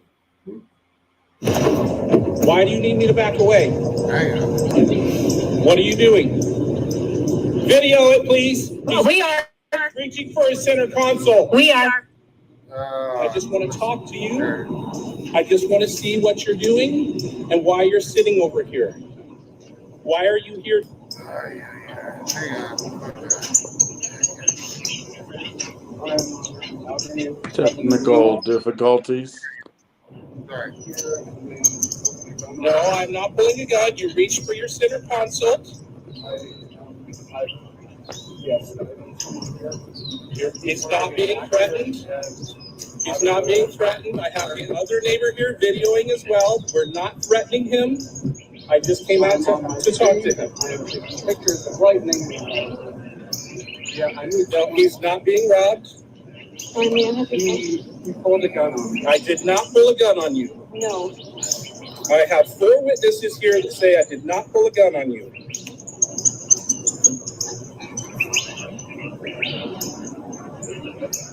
Yes, I'm here. Are you guys calling the cops or anything? We're videoing. It's in my pocket. I did not pull it out. Now, Harvey, did you hear that horse in the background? Oh, Harvey took off. But if you guys heard that horse in the background, that's one of the neighbors who is involved in this conspiracy and has filed charges on Mr. Gold.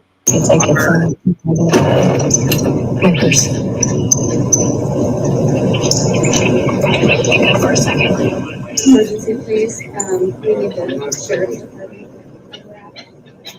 Hello? It is, yeah. Can you come over? We have a crazy neighbor who continues. Simply came to talk to you and reach in your center console like you're grabbing a weapon. I am not saying that I'm an officer. I never said that. Probably not. North Station.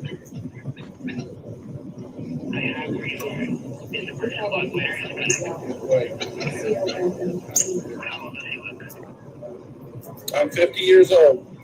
My name is Brian Combs. I am not threatening him. 6'4".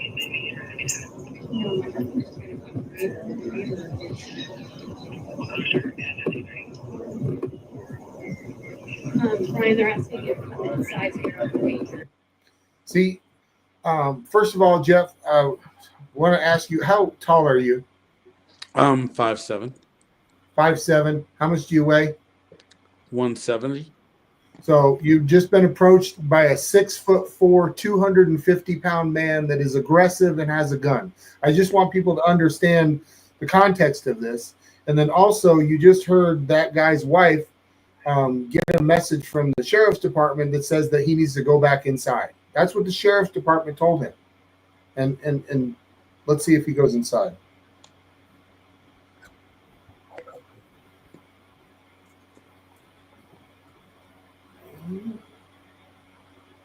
I'm not in danger. He's not in danger, but we need them to come and talk to this person because he is not with. I did not pull a gun. I did not pull a gun.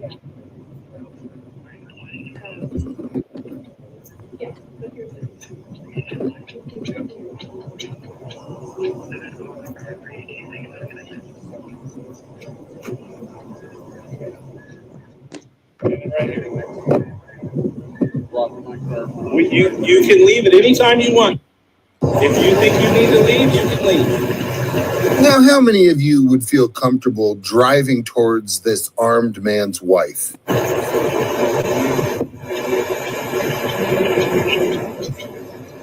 Leave too.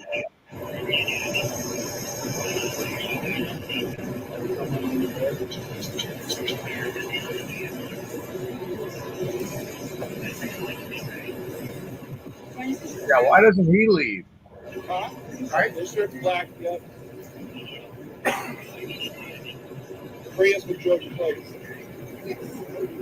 Like I said, they think they own the end of this road, and nobody should be down there. Yeah. A pig's daughter. Yeah, you're not near your property. This is. I'm sorry. It's a good place to stop it. Pig's daughter. So I'm sorry. I shut the video down. But Mr. Gold told me before they started recording, he actually pulled his gun halfway out of the holster. And then at the beginning of this video that I just played, I apologize for the screw up. He also lifts his shirt up to show the guy show Mr. Gold that he has a gun again.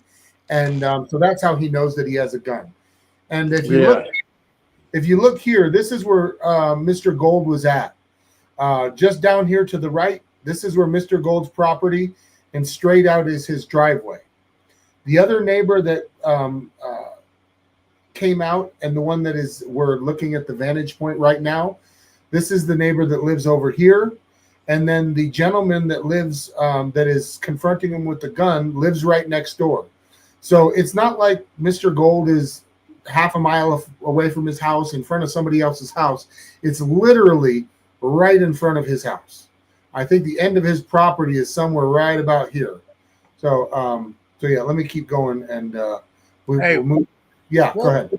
What was the point of that neighbor saying, "I'm 6'4"? I mean, well, I believe that he was overhearing the sheriff on the phone asking Mr. Gold to describe him, and that's why he was describing himself as 6'4". But he's still, he's doing it in an intimidating way. Yeah, that's what I thought. 250, he's showing the guy a gun and saying, "I'm 6'4". I mean, yeah. And he acts as if that like I didn't pull a gun or whatever, and that was one of the things, they actually showed a portion of that video in court as proof that I was harassing them, and it I wouldn't say literally got laughed with laughter out, but I mean it was laughing. It was like a parody, I thought, in the hearing, because they are showing themselves actually committing what I've since learned, I believe, is a felony or multiple different felony acts. They're showing that to demonstrate that I did something wrong. And what they asserted I did wrong was calling 911 and exaggerating him threatening me with a gun in order to harass them by getting the police to come out during this incident. And it was like, well, one, I wouldn't have known he had a gun had he not lifted his shirt, put his hand on the weapon, and withdrew it a few inches from his holster before all the video started being taken. I had no idea all this video was even being taken. I was preoccupied with talking to the sheriff and stuff. Yeah. So these people got a hold of all this. So these people set this scenario up, and then you're going to see the vantage point. This gentleman's wife also was taking video, which ended up in the court record. So it's a matter of public record for anybody that wants to know. This is a matter of public record because these morons tried to set this guy up, videotape their interaction of them confronting him with a gun, and use that as the pretext to get an injunction of harassment against him. It's so bizarre. But I wanted to jump back real quick. I'll jump forward, but I want you to see where he lifts up his shirt and shows him the gun. Right up there. See him? He's lifting up right now. He lifts up his shirt and shows him his gun, actually puts his hand on it. And he did that, not when it was being videoed, but did that much more. What are you doing? Before they videoed. Not Video that it, please. We are reaching for a center console. We are. I just I want mean, to if the talk damn to guy you. was scared of me, like, why is he not in his house waiting for the sheriff to come do Exactly, something? right? I was scared shitless of him. Well, at the end of this interaction, in not so many words, talking to his wife, he says, if he reaches for the center console, which let's get this out in the air right now. Tell everybody what was in the central console. My phone, so I could call 911. Because you didn't want to you had two phones. You didn't want to put the phone, your other phone down. You went ahead and were pulling your phone out of the center console, and he was acting like you had a weapon, or that you told him that you were going to defend yourself. Yeah, I think this went on for like an hour. You had plenty of time to see I had no weapon. If he had a weapon, he should have had his damn gun drawn on me and protecting himself from my weapon. Although, even if I had a weapon, I mean, I'm not going to go into too much conjecture here, but, you know, this is just, you know, in a fictional scenario, I believe that if you're approached by someone who's threatening toward you, you have a right to protect yourself in some states. I don't know Arizona's laws. I do not own a weapon. I did not have a weapon. Sure. I support people to have their weapons, but, you know, he's the one that chose to leave his house, walk up to my car while I'm taking pictures of lightning, you know? Yes, absolutely. Now, see, you're being too nice. He didn't leave his house to come and confront you. He called his neighbors, conspired to confront you on the road. Yeah, that's true. You need to understand, it isn't that like, oh, he just saw you on the road and decided, well, let me just come out. Yeah, I guess there was 4 of them there. I still focus on him because I didn't know the other 3 were there until you got this video. Yeah. All right, let's go on.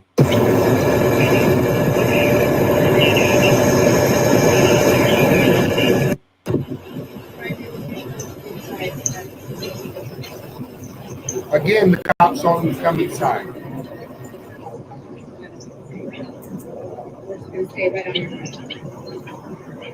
Yeah.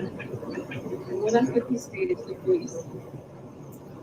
I know. I understand. I get it. I'm not worried. Katie?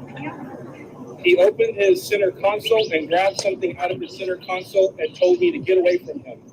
I don't know. He looks really concerned about what I grabbed out of my console. Yeah. As I walk away.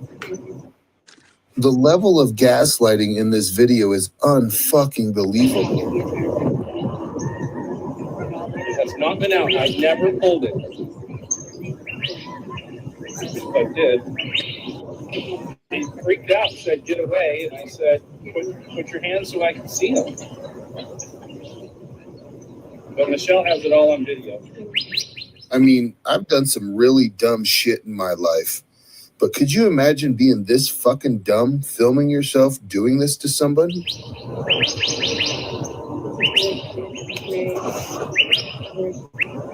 can't believe how long it's taking them to get here. What? I can't believe how long it's taking them to get here. They're just leaving pictures. You're kidding.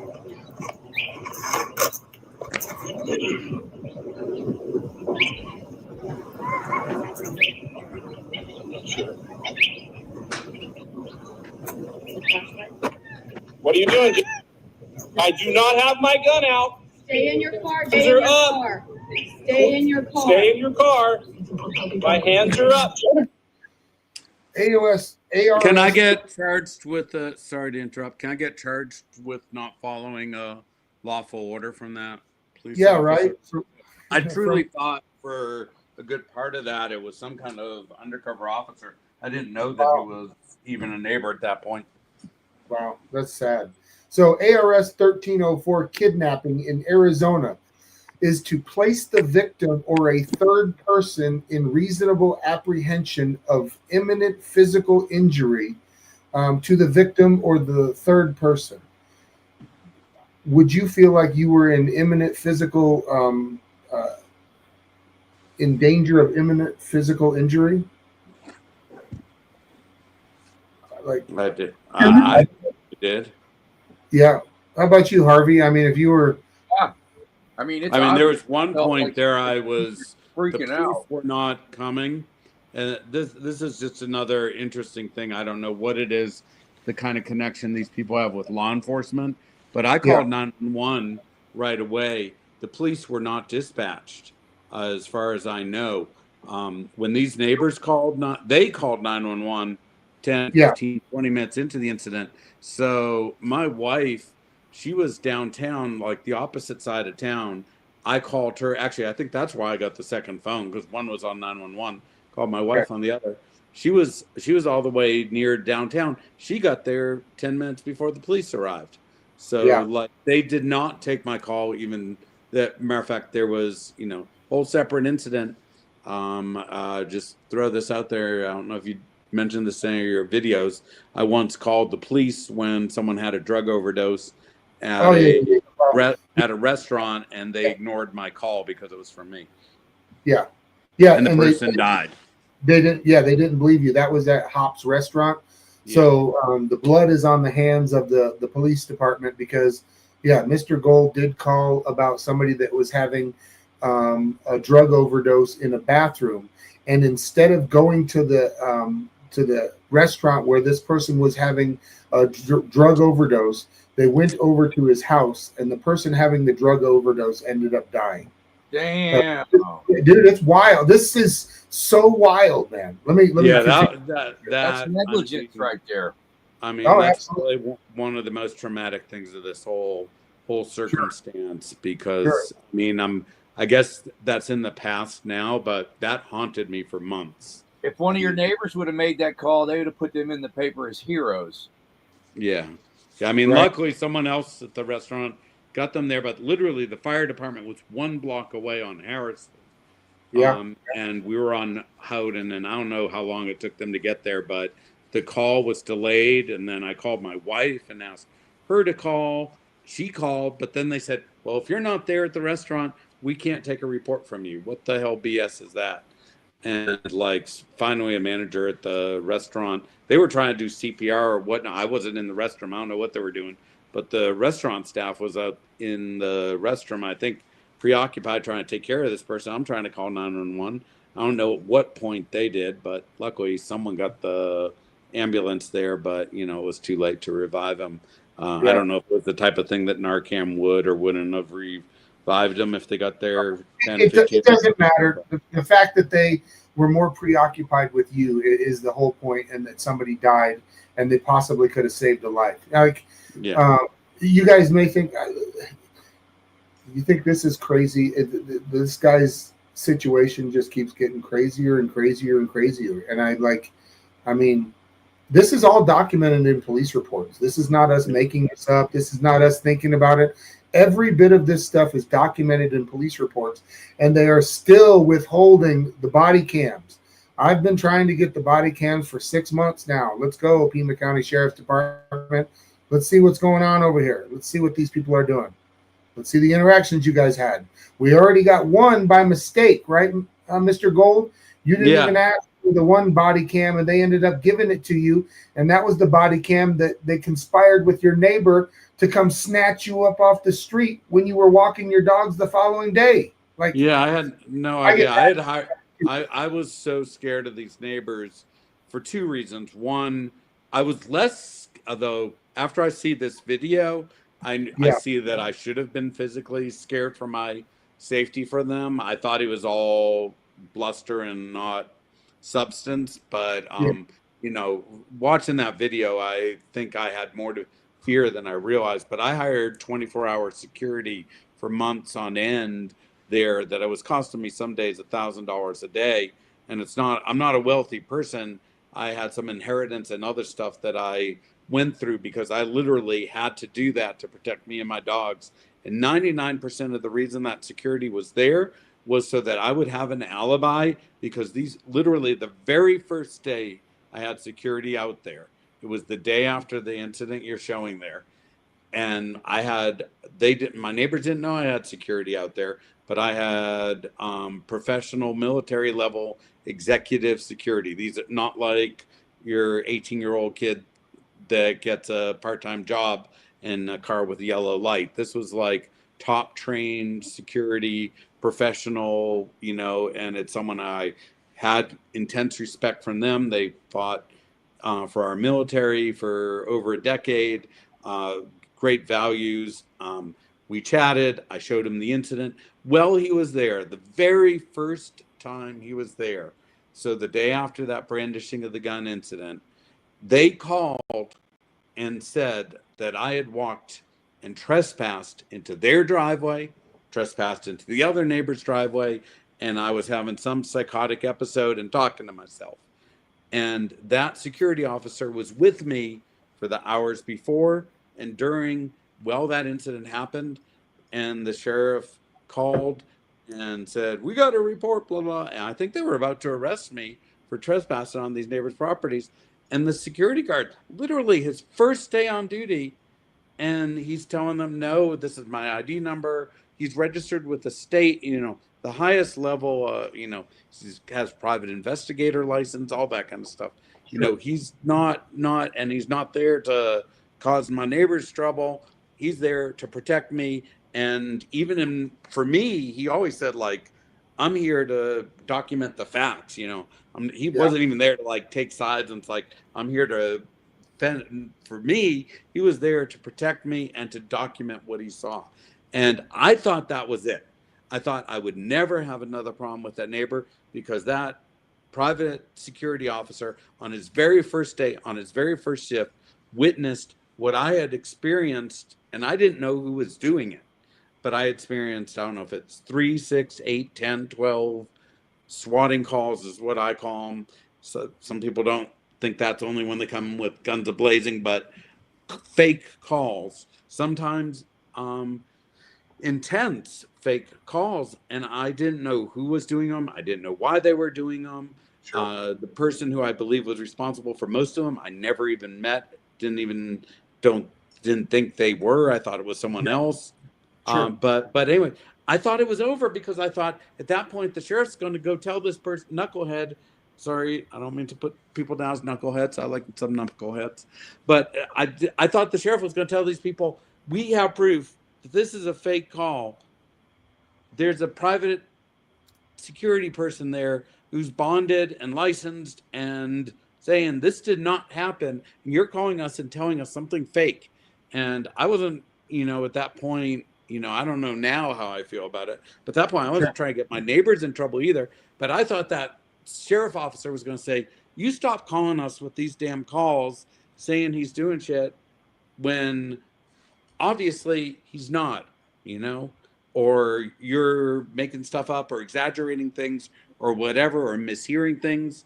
Maybe he heard us talking on my property and exaggerated a lie, but whatever it is, I thought that was going to stop it, but it just made it worse. It got worse from there.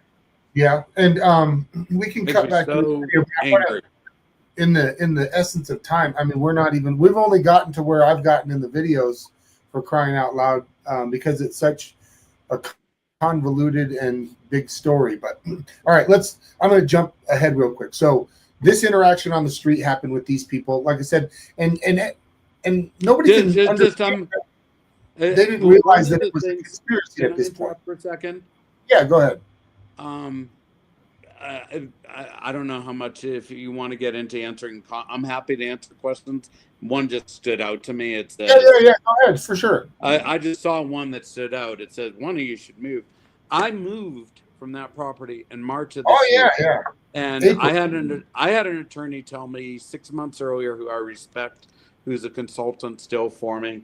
He said, these things never get better. Just move. And I didn't think I was doing anything wrong. I put so much money into that house. My dogs were loving it. Other than the neighbors, I was loving it. I thought a lawyer or something would, some hero, there's a hero here, because Reluctant Prophet has taught me what really happened. I had no idea what was happening. I had no idea there were sheriffs hiding in my bushes half the time and stuff. But so he's a hero here for exposing, not making it up. I thought I was like, I went like the plane thing that you showed earlier. I went 4 months, 3 months thinking that I wasn't sure that even happened, and that there was a plane circling me. I thought it was, but my attorney said it wasn't. The sheriff told my attorney it wasn't happening. My security people didn't believe it until December, when they were doing dog walks with me, and they saw it happening, and they started talking day after day. And it was, then they were like, shit, they're really doing this. But and it wasn't until you got the actual video of it that, still people, until they actually see the video of, of it happening. It's there anyway. But the person says one of you should have moved.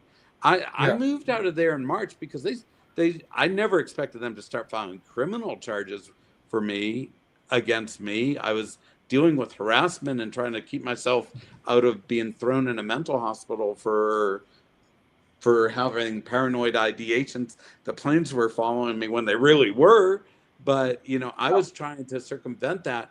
But I finally did move, and the reason I moved is the day I moved, that sheriff plane was sent. It was the day after I met Reluctant Prophet. This was not a coincidence. The TPD helicopter circled over us the day we met. First time I ever met him, and I only met him because he had posted similar stories about the sheriff, and I was curious. We traded stories. We may or may not have been surveilled that night by undercover people. We're not sure. We think we likely were, given his history of posting things and everyone's familiarity and mine. Why it shouldn't surprise us if we were. But that helicopter flew over us right as we were leaving there twice. Once directly over us, closest I'd ever had an encounter with that TPD helicopter. Then the next day, I was laughing about it because I had support of Reluctant Prophet with me leaving the restaurant, but I was up in tears till 4 a.m. that day. But I am a fighter, like not a physical fighter, but like fighting back, and maybe I need to learn how to be a physical fighter too to get some self-esteem. But I got up that next day. I put my laptop in my backpack. I drove back to Mulligan's restaurant at 4 o'clock, and flying over me, circling over me at Mulligan's restaurant, there's that sheriff plane. Then it goes to my house. Someone's at my house. She gets video of it circling at my house. Then it comes back to Mulligan's. Then I'm like, fuck this. Like, I hadn't seen that plane in months, That was like the day after I meet Reluctant Prophet. All of a sudden the plane's there, 3 encounters at once. I'm like, I'm going downtown and I am going to work at a restaurant there if I can calm down enough.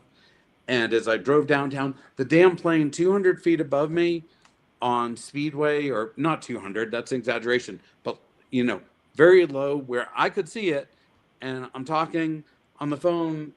Someone's watching the radar telling me where the plane is. And it's like literally the plane was following me 5 times in a row that day. I'm like, if these people are capable of doing that with their plane and all the stuff they're doing, they're going, and they filed frivolous noise fighting charges. I've never fought anyone. They filed seven charges of fighting against people that I've never fought with, incited to fight with, or whatever the law reads. I've never, had anything other than the closest I got to fighting with them was them brandishing a gun at me and me being scared and cowering in my car. But that aside, that was there. You moved out, a couple of weeks after. But I thought they were gonna like set me up and plant a bunch of drugs on my property, or say I was running down the street with a knife slicing people. I stayed in a hotel for a week. My attorney said, I'm about to get all your charges dropped. Stay low. I stayed in a hotel for a week. I had undercover people somehow found me in that hotel. They were standing outside my door, following me around this hotel. I don't know. Do me a favor. Hold that thought. I don't want to jump ahead because we're jumping. I don't want to get people confused. I want to stick here with. But yes, you did move out of your house a couple of weeks after we met because it seemed to get out of control at that point. Yeah, I did a court hearing and then I drove. And I haven't been back to Pima County a single time since I grabbed a second dog. So I was without most of my dogs for at least 6 months. Hey, I got a question before we go down a different rabbit hole. I wrote this down in the beginning when we were looking at the plane footage. And this is to either one of you guys, whichever one of you guys want to answer this. But when did you, because I know Reluctant Prophet. We're right there. We're right on the tip of that right now. You don't even know what question I'm going to ask. How do you know? I'm go ahead. I know you had told me that you put in public records requests for the airplane's footage many times, and they kept saying it doesn't exist. But then they put it in one of the police reports that they were up there recording his house. Can you guys explain to me how this all went down and how you were able to obtain this airplane footage of them surveilling his house and all the bullshit they put you through? Or is that coming up? And that's the next thing that's coming. Okay. All right. All right. So in August, you had the interaction with the neighbors, and then it seemed like in September it died down a little bit because from what we can gather, the neighbors flew to Georgia to get all this paperwork that they had an investigative team or people look up to get dirt on Mr. Gold. So that happens, and then at the end of September, there's a call at 1 o'clock in the morning that says that there was some noise going on at 1:30 in the morning for 30 seconds. That's ultimately what the charges stem from for Mr. Gold's 10 disorderly conduct charges. So, but they didn't charge him at that time. There was just a call about noise, and they got the 3 neighbors to corroborate this. Then October came, and October 9th is the day of the airplane flying overhead. And that was because Mr. Gold, again, was coming back from dinner. He said he pulled over on the side of the road near his home, and a neighbor came up behind him. Her story differs from Mr. Gold's in the police report. Mr. Gold said he was sitting there, and that neighbor came up behind him and started honking at him. So obviously, with everything going on, he was like, I'm getting the hell out of Dodge. So he put it in drive and left. Whether or not he ran over a bush or not, who gives a shit? But that's what it ensued. And October 9th, he was out there. He saw the airplane flying over. And then the police report was put in. And I believe on October 10th, there was another call. And he had ended up calling his lawyer and talking to his lawyer about it. Not only did the security, but the lawyer called the sheriff's department, and they admitted that they flew the airplane over his house. Actually, just a quick correction. Okay. And the thing that left me puzzled for 3 months is my security called, and someone told them that they flew the airplane over the house. Then my attorney called the next day. They denied it, and my attorney said, "You're a security guy. He's prone to exaggeration. They did not fly the plane over your house. I have sources in the sheriff's department. They only use it for drug raids and following people fleeing from things. They did not fly that plane over your house." And I spent until January, end of January, I stumbled across a website where I could get archived police audio. And it was one of the few times, because they've flown over the house many times, including last week, very targeted. Still, I'm gone. They're still doing it. They showed up at their house last week. Yeah, last week, and they but the October 9th, I believe, incident, there were chatter over the airwaves about it, about them and following it. You know, the audio. I got the audio of what you got the video of, and that proved that they were really there. And that's how we got it. So I talked to a psychiatrist for PTSD, and literally I kept on telling him, and he assured me I didn't have this, but I was like, am I like that guy in the movie A Beautiful Mind where I'm imagining stuff happening that isn't happening? And he was like, no, this is really happening to you. You know? So we didn't know. He didn't know. I didn't know. He knew that the plane was flying over top of him, but he didn't realize if it was for him, what was going on. And that didn't come until sometime in January, February-ish, when he found out that you could listen to the past audio from the sheriff's department on Broadcastify. So he went and got a membership on Broadcastify, went back to that date, listened to the audio, and heard them talking about Mr. Gold. And he's telling me about this. And I'm like, the first time we met, obviously I'm thinking might be a little bit crazy too. He's telling me that he's heard this airplane and it's talking about him and it's flying over him. Well, I go and get the police reports, and sure enough, in the police report, it says the surveillance footage was uploaded to the Pima County Sheriff's Department system. So we got him. Now, they've flown over me several times, no police reports, and there's no way for me to prove that they have the footage. We got them this time to where they put it in the police report. So I requested that footage. They gave me the redacted, full blurred footage, and then when I went back in there, I demanded to get the full unedited version, and they actually finally released that, and that wasn't until end of July, beginning of August this year. So that's how that happened. And it was from October. Well, from October, and that's when the neighbors went and got this, went to try and get this injunction of harassment. And I want to add this in too. So the neighbors went ahead and got this injunction of harassment sometime in September, and it was right around the time when the noise happened on September 20th that Mr. Gold was served that injunction of harassment. So it's almost like they doubled down on pressure, served him the injunction of harassment, then called the police on him to say he was making noise. Well, then in Arizona, an injunction of harassment is valid until you contest it. Lane Myers obviously knows about this, but until you contest that, it's valid. So his lawyer didn't get to contesting it until December. So these people now are ramping up the phone calls. So not only are the phone calls about Mr. Gold making noise, now they're about them stalking his children, taking videos of children when he's just trying to document all of this situation going on. And they kept calling the sheriff's department saying he was violating the injunction of harassment.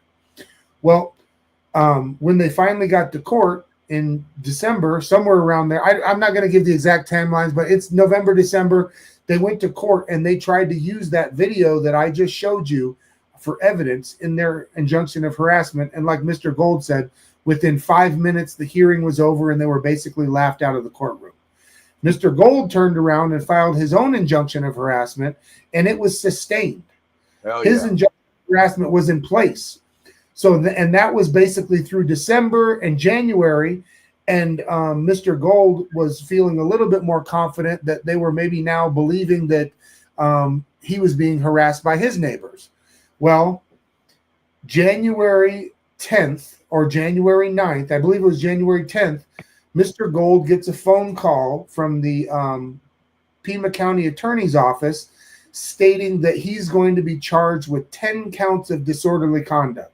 Now, he just fought the injunction of harassment and won, got his own injunction of harassment in place, and a month and a half later, they call him on the phone and say he's being charged with 10 counts of disorderly conduct. That was the same day that his neighbor, the one that was walking the greyhounds, called the police on him and said in the middle of the night last night, he was screaming and yelling, making noise.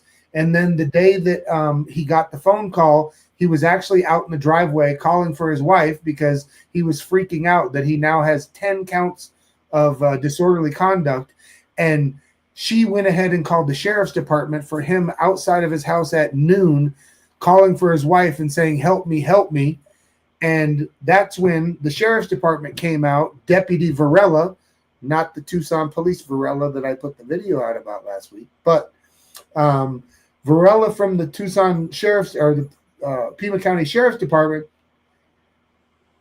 came out, had a phone call that is on body cam that we got through accident. The Sheriff's Department accidentally gave us this. And he's on the body cam footage talking to his neighbor, talking about how they're going to conspire the following day to figure out when he's going for a walk so they can call the sheriff's department and have him snatched up, which actually happens. The next day, the two neighbors get together because they've now set up audio and video recording outside their house. So anytime Mr. Gold walks by, they're getting it on video and they're calling the police on him. Just to respond to something popped up in the chat, I think it was Radio Nerd, if I remember correctly, and something about ADSB exchange. Thankfully, midway through all this process, a couple months ago, someone privately messaged me about, they didn't even mention me about ADSB exchange, but said, One of the things that I noticed about, you can go on, there's an app called Flight Radar, and you can download it, and you can look and see everything that's flying around Tucson or anywhere else in the world at the moment. So, so if we're looking right there, we can see whatever flights are flying around Tucson. So I see American Airlines jet or whatnot. TPD leaves their transponder on, so you can see that.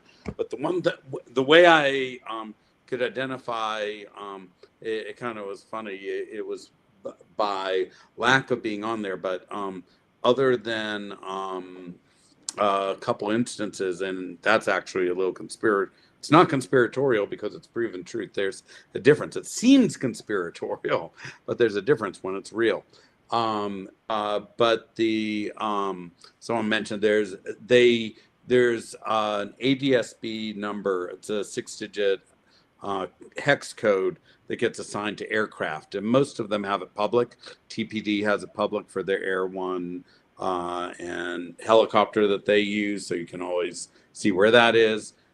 And very rarely, for some reason, the sheriff does make their 2 Cessna planes public, but very rarely. Most of the time it's private, but they still have an ADSB number, as someone mentioned in the chat. It's a private number that they can get. Signed is similar to what might be assigned to Air Force One or Elon Musk plane or something, so people don't all go blabbing around saying Elon's flying here or this and that. It's used for privacy and security. And for some reason, the sheriff's department, maybe because of stuff they're pulling like this, that may not be I would say it's definitively unconstitutional. I wouldn't say may, it is unconstitutional. When they're pulling this, they're also doing it privately using a private number. And thanks to someone showing me that is the only way I know that, I already had proof, a video of the plane. They have a distinctive looking plane that they flew over my house in an exact circle, December 28th and December 29th of last year. But through that ADSB website that someone mentioned, they actually had their transponder on in private mode, and ADSB Exchange lets you see that. So I went back and I could see where they circled, and I thought they circled us 3 times during our dog walk. It was actually 6 times. And the next day, when we thought they just flew over, they actually did 1 complete circle. And the way I know they weren't just there as part of some random patrol on that side of Tucson is, 1, they rarely go there, and I hadn't seen them there in months. But 2 is when they circle there, at least at the time, they would put in the exact same coordinate, such when you look on the ADSB Exchange circle that they make, it's literally, as they cross over streets and houses and stuff, it's within 3 or 4 feet. This aircraft, it's like in autopilot mode, circling over me. And so they got you on speed dial. Yeah, so thank you for mentioning that, and we have learned that. And one thing that carries us a little odder is on October 9th, they showed up, and it's on that ADSB Exchange, showed up, transponder off, and they circled once, but then they turned the transponder off, fully off. And they've done that a few times. They did it to Reluctant Prophet's house a month or 2 ago. It's in one of your videos. But so sometimes they're in this private mode, but a lot more so, and I think it's because, and probably even more so now that I'm blabbing about it, but you've mentioned it, hinted at it in some of your videos and stuff. They know people are watching them, so now they're turning their transponder completely off at times, a lot of the time. So you'll see they're circling here for a second, then they're way on the other side of Tucson here, and whatnot. Yeah. Well, okay, let me jump back real quick because I forgot about the situation that happened in November. The situation happened in November. That was the 3rd time they came on your property. That was when they heard the woman screaming again. They filed a police report. And when they came out, you believe, because they came out there so fast, that the neighbors were actually yelling and screaming and having the other neighbor call. That was October 1st. Okay, that was October 1st. That was 8 days. I'm sorry, 8 days before the airplane flew over. The neighbors called and said that there was somebody screaming, and when they came out, the sheriff's department actually heard the screaming coming from your neighbor's house and said it to you and put it in the police report. But what they didn't put in the police report was that it was your actual neighbor. All they said that it was coming from the property to the southwest. I think it said something like that, southeast. Southeast, And yeah, and but didn't mention their name. Had it been coming from your property, they would have had, the noise was coming from Mr. Gold's. And then they went and they said they knocked on the door, but the lights were off and no one answered. That's right. And that was actually the first time that you were surveilled, because I forgot 7 days or 8 days earlier from the airplane footage, the helicopter actually was very low, came out that night and circled over 10 or 12 times. And I actually thought at the time that they were actually thinking I was responsible for something because of all the past calls and all. But if you look at the circling pattern they did and read the police reports, they say definitively the sound was coming from my neighbor to my south. The helicopter, you can see, was circling the neighbor to the south, not my property, scared the daylights out of me. And it was probably the only reason I even noticed with the October 9th, when you got the video of that, I noticed the plane that night, but I didn't even know the sheriff department had a plane. I noticed it, and I think I was like only hyper aware of it because of what happened the week before, but I didn't even know they had a plane. And it was, I was just kind of like, I thought I was like I maybe I'm not, maybe I'm very intuitive, but I really thought I was exaggerating.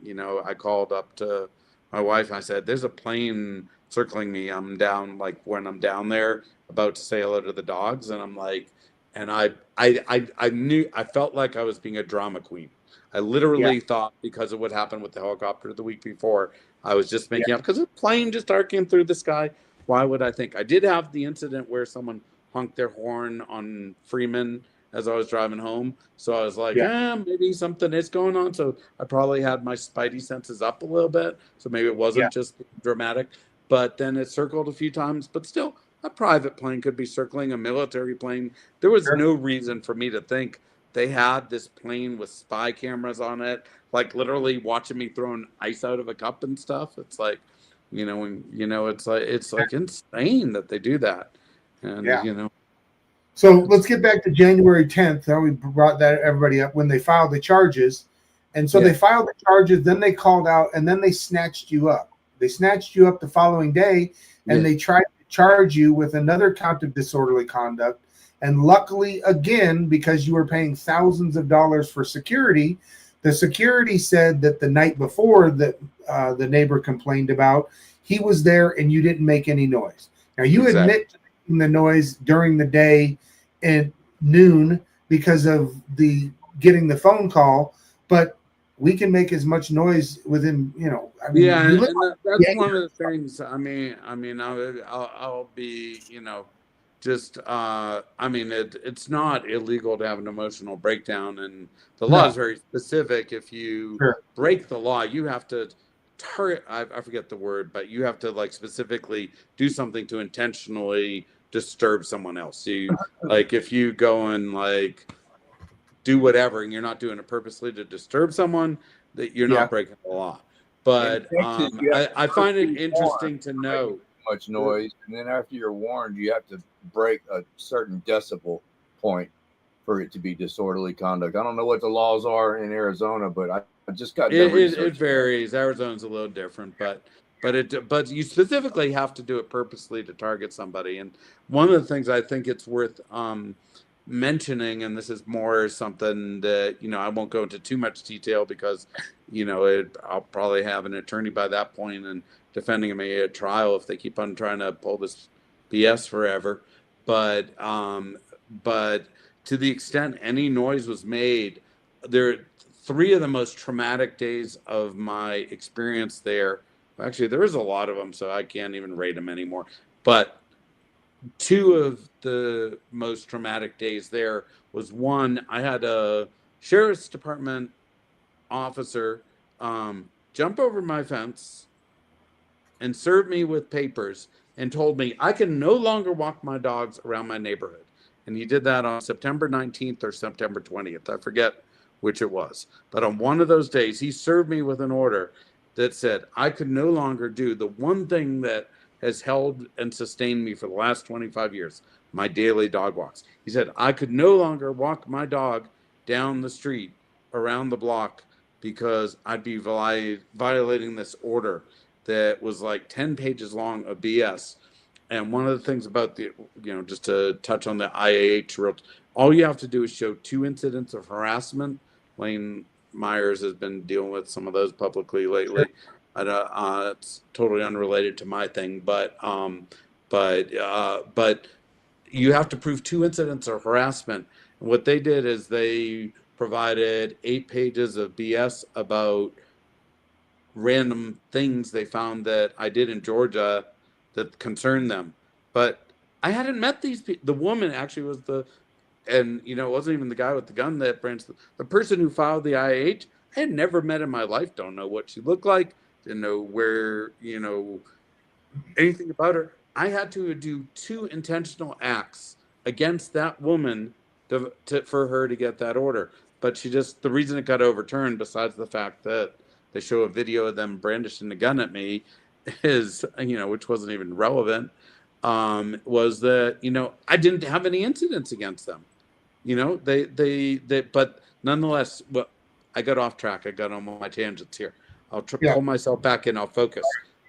2 days. So September 19th or 20th, a sheriff officer served me and said, I had to be 25 feet away from their property and 100-something feet away from the person. So he told me if I walk down that road, and that road's not wide enough for me to walk down and be 25 feet away from the property. So you can no longer walk down Javelina Road or even drive down Javelina Road that I lived on. I can no longer do that. He told me that. And he told me, if they come up to your fence line, you have to be 100 feet away from them. So even if you're in a house, since your house is about 20, 30 feet from your fence line, you have to be in the living room or opposite side kitchen. You can't be like the guy was like, what he was telling me was like unreal. I could not believe that they could give me an order that say I couldn't walk on a public road, and I couldn't even I couldn't use my carport. I couldn't, if they were standing close. If they were not standing close, I had to be in my carport too far away I couldn't use it to park cars anymore. I could walk on the edge of it that was 25 feet from the property line. And he gave me all this detail, and I called and tried to protest to him, and then he blocked my number, So I was trying to but anyway, so that was the day that I'm a person with PTSD. I have mild dissociative episodes sometimes. I had off and on a major dissociative episode after that being one of the most traumatic things. Someone taking away my liberty to take my dogs on a public road and walk them around the neighborhood. The only thing, that's like sometimes people say meditate, do yoga, do this, that. My meditation was walking my dogs once or twice a day on that public road. And they took that right away from me. And they said they'd lock me in prison if I did that. And that was so fucked up. And I didn't swear until these planes started following me and stuff. But there's no way to describe that other than that. It was so fucked up. And I had off and on a day and a half of dissociative episode. So if they got some noise of me having a dissociative episode inside my house, because they have microphones, that's the other thing. Yeah. You might debate that. Touch on that. Yeah. Yeah. But they were recording. Yeah. So they have microphones so sensitive. I know that from some of the stuff they've submitted, that they can pick up conversations in my house, 300 feet from their house. But their microphones are at the edge of their property, and they're not getting disturbed by me being so loud that they're hearing me in their property targeting them. They have like baby monitors or whatever monitors of their cameras that they're listening to the house. So it's so sensitive, they're picking up private conversations and stuff. That's also violating a law, I believe, in Arizona. Not I believe it is. It's violating a law. So anyway, my point was, the one day I'm charged for is them taking away my liberty and saying I can't walk my dogs on the street and it was overturned by Judge Nathan Wade. Thank you for that. Yeah. Hang on. There's a couple of comments in the chat. So yes, the judge, whenever you go down to get an injunction of harassment in Arizona, there's not a big bar that needs to be set for the judge to go ahead and sign it. The judge basically just rubber stamps an injunction of harassment in Arizona, and then you have the ability to call a hearing within 10 days, and then that's where you go and argue your case. So as the judge writes it in there, obviously the sheriff's department were already on the side of his neighbors. They were going ahead and making him feel uncomfortable and telling him that, was it the sheriff's department that served you? Yeah. So the neighbors didn't get a regular process server. The neighbors went to even terrorize Mr. Gold even more by getting the sheriff's department to come over, jump over his fence, trespass on his property, and hand him an injunction of harassment and tell him he can't even stand on the side of his property.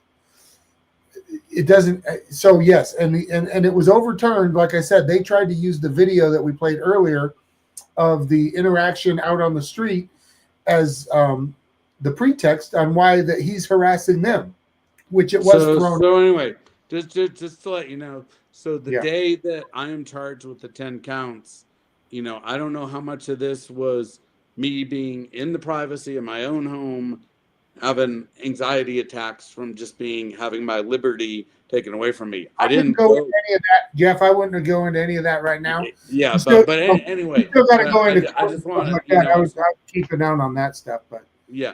But anyway, but I just want to say the other day that they charged me for was the day that they then tell me they're charging me with 10 criminal counts from something that happened 4 months prior, 3 months, 4 months prior.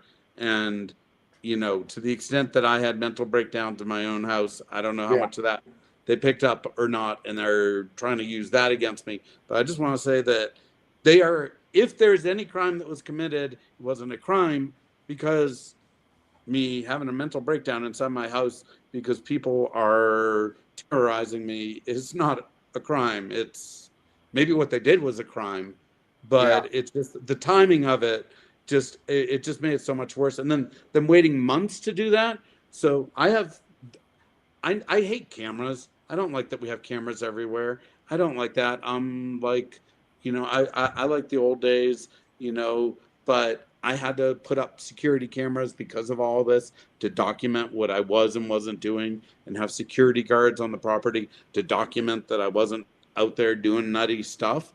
And, but they wait 4 months. My 30 days of storage in the cloud of my security camera from September 19th or 20th or whatever, of course, that's gone because I don't think there's any, why would I have saved that? I have the same issue. I don't know if with that was purposeful or not, Yeah, I have the same thing with the Ring cameras. I thought that I could go back and get that footage forever, and it got deleted. But okay, so those are the two episodes or situations where you had gotten a phone call, and it's almost like they again conspired together to put the maximum amount of stress on you. And this is where the possibility of the other neighbor being, in bed with the court system, that's the victim's lawyer, the neighbor next door who has a best friend that's a superior court judge. And just so everybody knows, when you go get an injunction of harassment in Tucson, you would go down to the Superior Court building and you would file that injunction of harassment.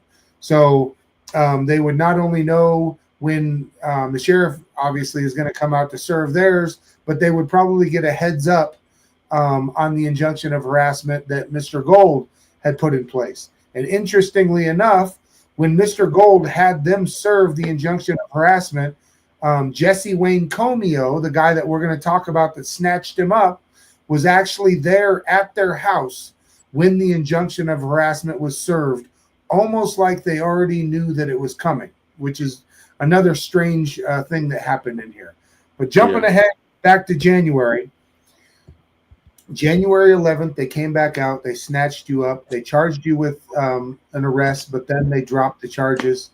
They didn't charge me with an arrest immediately because I had a full alibi and security guards. But as They soon as did like several days later. yeah, so several days later they charge you, and then comes your first hearing with Judge Ball. You go into hearing with Judge Ball, and they speak about this charge, and the prosecutor says that they're dropping this charge. So they end up dropping the charge. It was with another judge, but Judge Ball keeps the 10 charges in place. You guys go and come back to court with Tamara, your lawyer.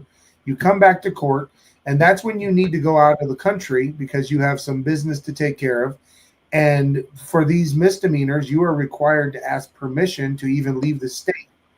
So not only does your lawyer ask for permission to leave the state, but also for permission for you to go to California to live with your sister, which Judge Ball grants. Judge Ball grants you to be able to have telephonic conferences. And just for clarification, one of the things that was really frustrating there is I never told my attorney I had any intention of moving to live with my sister. That was a little frustrating point in that.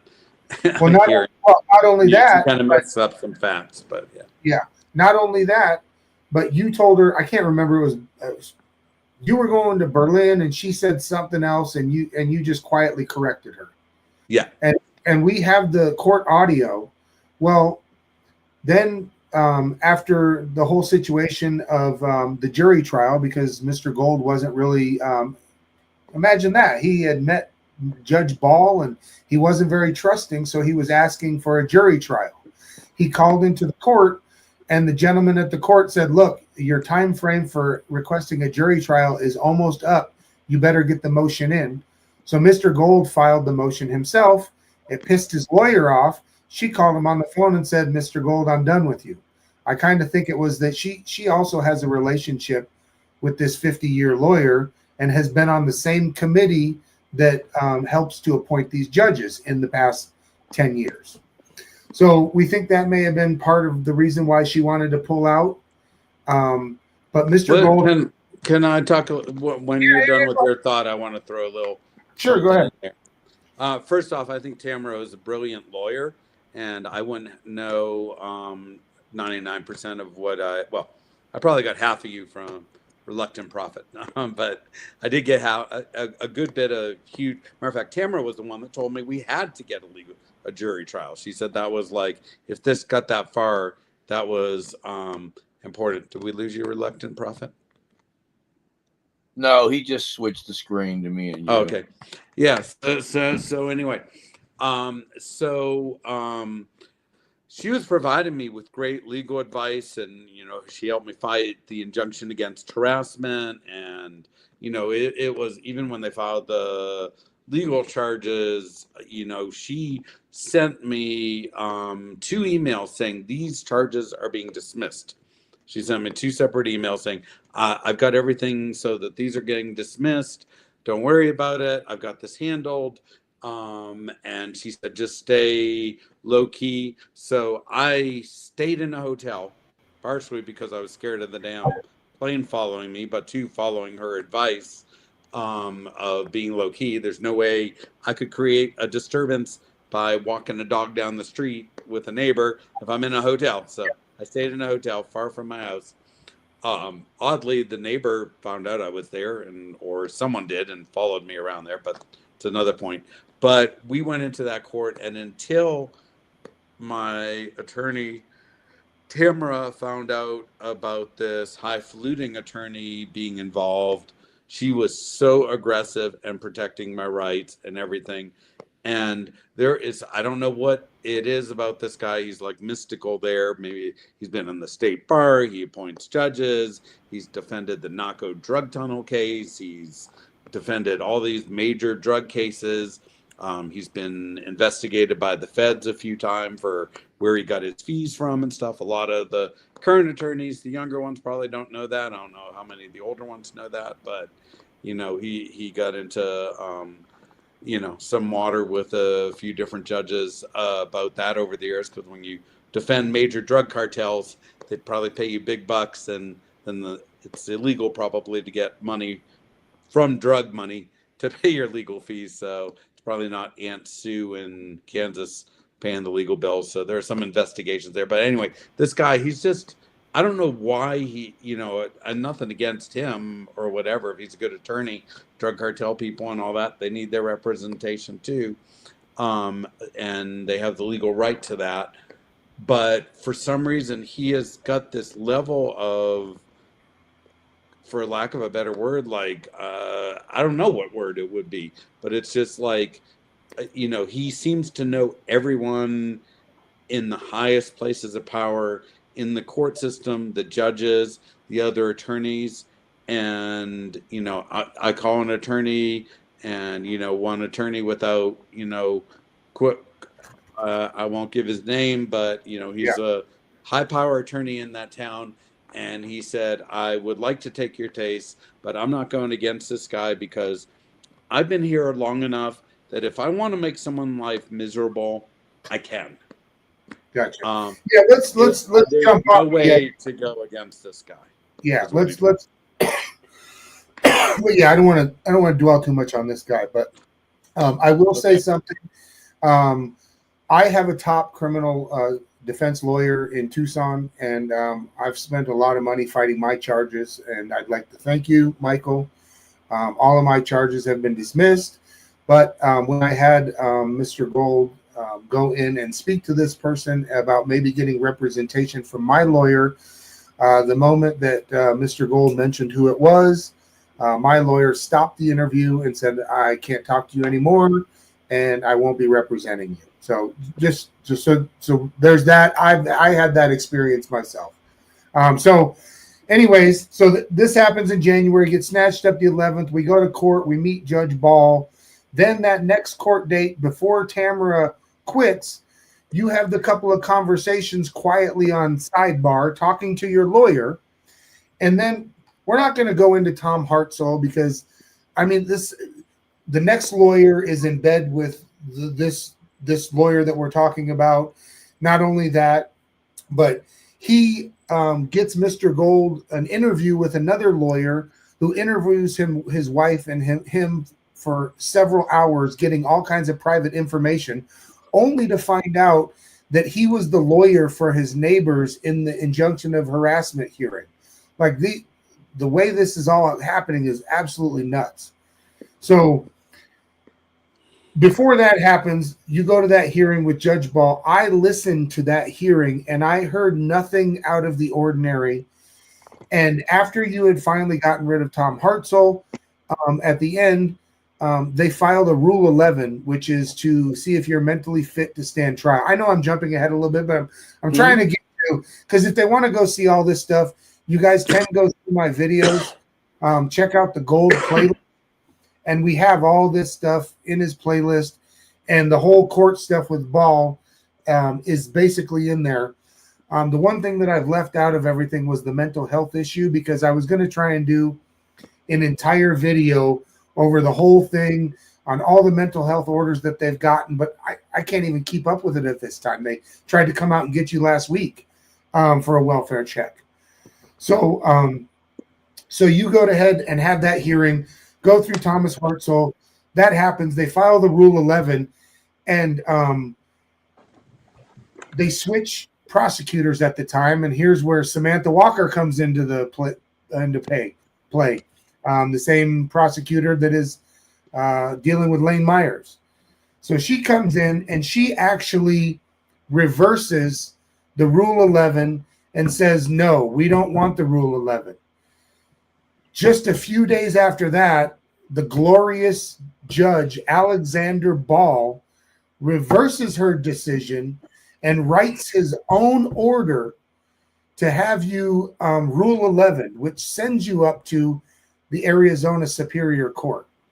And the things that he used in that to prove that you should have a Rule 11 is he claimed that in your court hearing with Tamara, that you had several outbursts and Tourette's-like situations, and that was the reason why he was concerned and that he wanted a Rule 11. He absolutely 100% lied.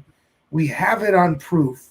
We have the court audio, and we have his order proving that Judge Ball lied about how you were acting in court that day. Well, Mr. Ball uses that, sends this up to the court, the Superior Court. Harvey, you're not going to believe this. The judge, and this is when I start putting videos out. The judge on that case has gotten in trouble when his courtroom was full one time. There was a girl in the courtroom that didn't have anywhere to sit down. So he looked over at her and he said, "You can come sit on my lap." This is in the middle of the courtroom. So I don't think he really wanted to be part of the YouTube family here. So he immediately said that I have no idea what you're doing here. And he sent it back down to Judge Ball. Judge Ball gets the case, right? And all this time as well, Mr. Gold is now attending his hearings telephonically because he's scared for his life and he's out of Arizona. Well, he calls into one of his hearings with Thomas Hartzell, and when you're calling for the Zoom hearing, most of you guys know you're in a back room. He was in the back room, and unbeknownst to him, they were making a deal in the courtroom. They would not allow him to go into his hearing. The woman that works with Judge Ball was telling him that he needs to take his video down, which was my video, or he was going to be being charged with felonies, trying to invoke a dissociative order. Mr. Gold starts to stress out, so they call the sheriff's department and tell the sheriff's department that Mr. Gold is possibly going to commit suicide, and he wants. And just to interrupt there's a lot of confusion that day, so I don't remember if it was the woman in the court, one of the clerks, or I know exactly who it is, and I know her name. Walter Nash wrote me an email threatening me. This is getting crazy. This high-profile lawyer with the drug cartels sent a lawyer through one of your people that was intended for a message for me. And not only did he say that the court was going to go ahead and do something to me because I named Judge Ball's clerk, he said that the sheriff's department was going to come after me. He said that they were going to come after me civilly, and that they would go ahead. And then at the end, the last line that he said, "This is also dangerous." Well, I've sent that, just so everybody knows, to Steve Christie's office. He is the on the board of supervisors, and he is in my district. I sent him that email and asked, I sent his assistant, Lucretia Free, that email, which it should have gotten to the sheriff's department, and they should have done something. Now, at this point, Lucretia Free will not return my text messages, will not return any messages from me. I'm coming to the Board of Supervisors meetings next week. Get ready, folks. So I'm going to go to the Board of Supervisors meeting because I only found out 2 weeks ago when I called Steve Christie's office and they were giving me the runaround for talking to him.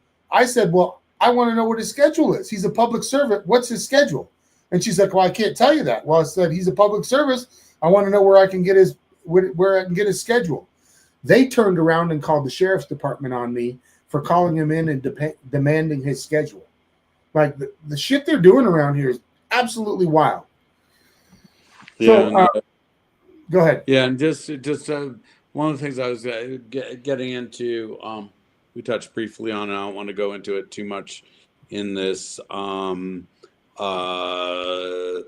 video, but a lot of the people watching and I know you have people following your work all around the country, so it's probably reaching a lot of people outside the community, but there are probably people in the community that are watching this too. And two things I noticed. Your neighbors are probably watching.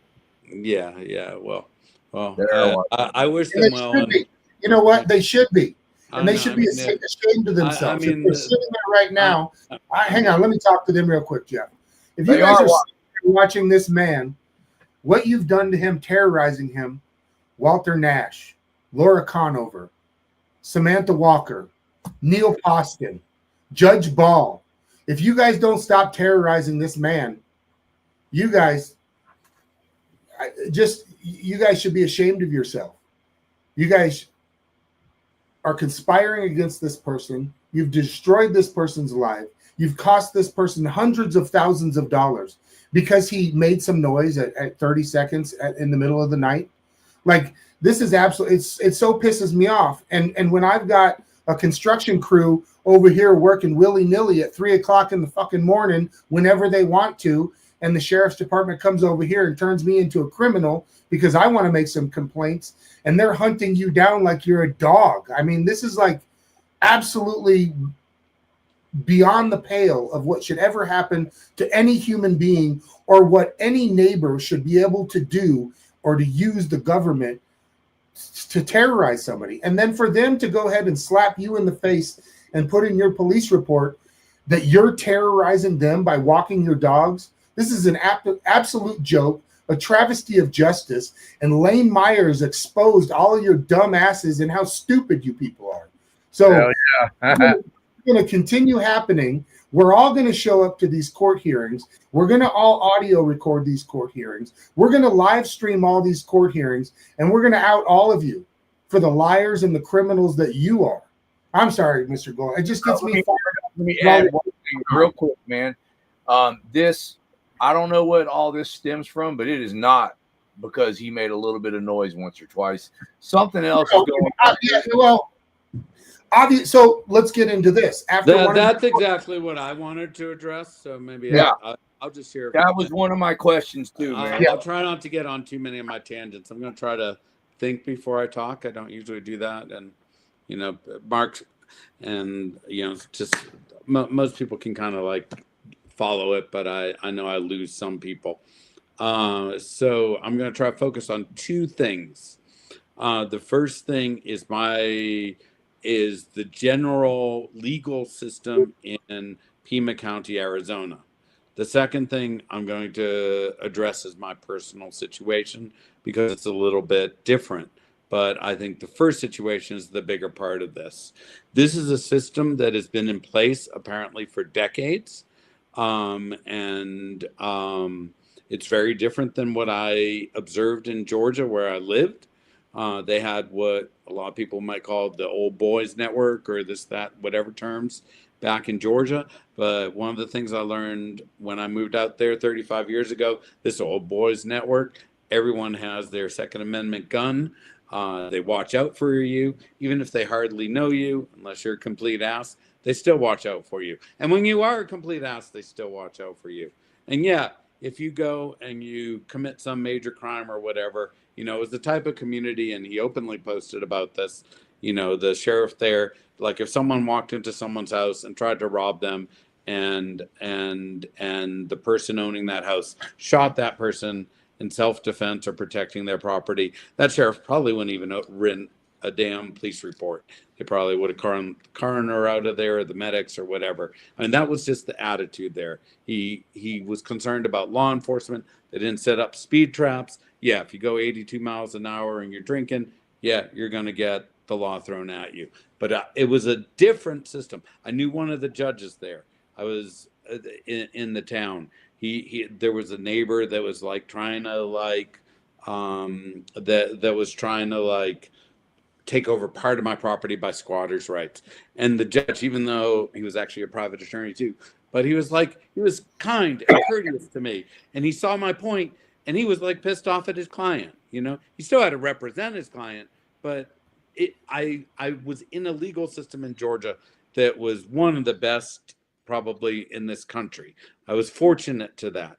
What I observe here in this county, and I don't know if this is representative of a lot of places, some places just in Pima County, but there is a system of mismanagement.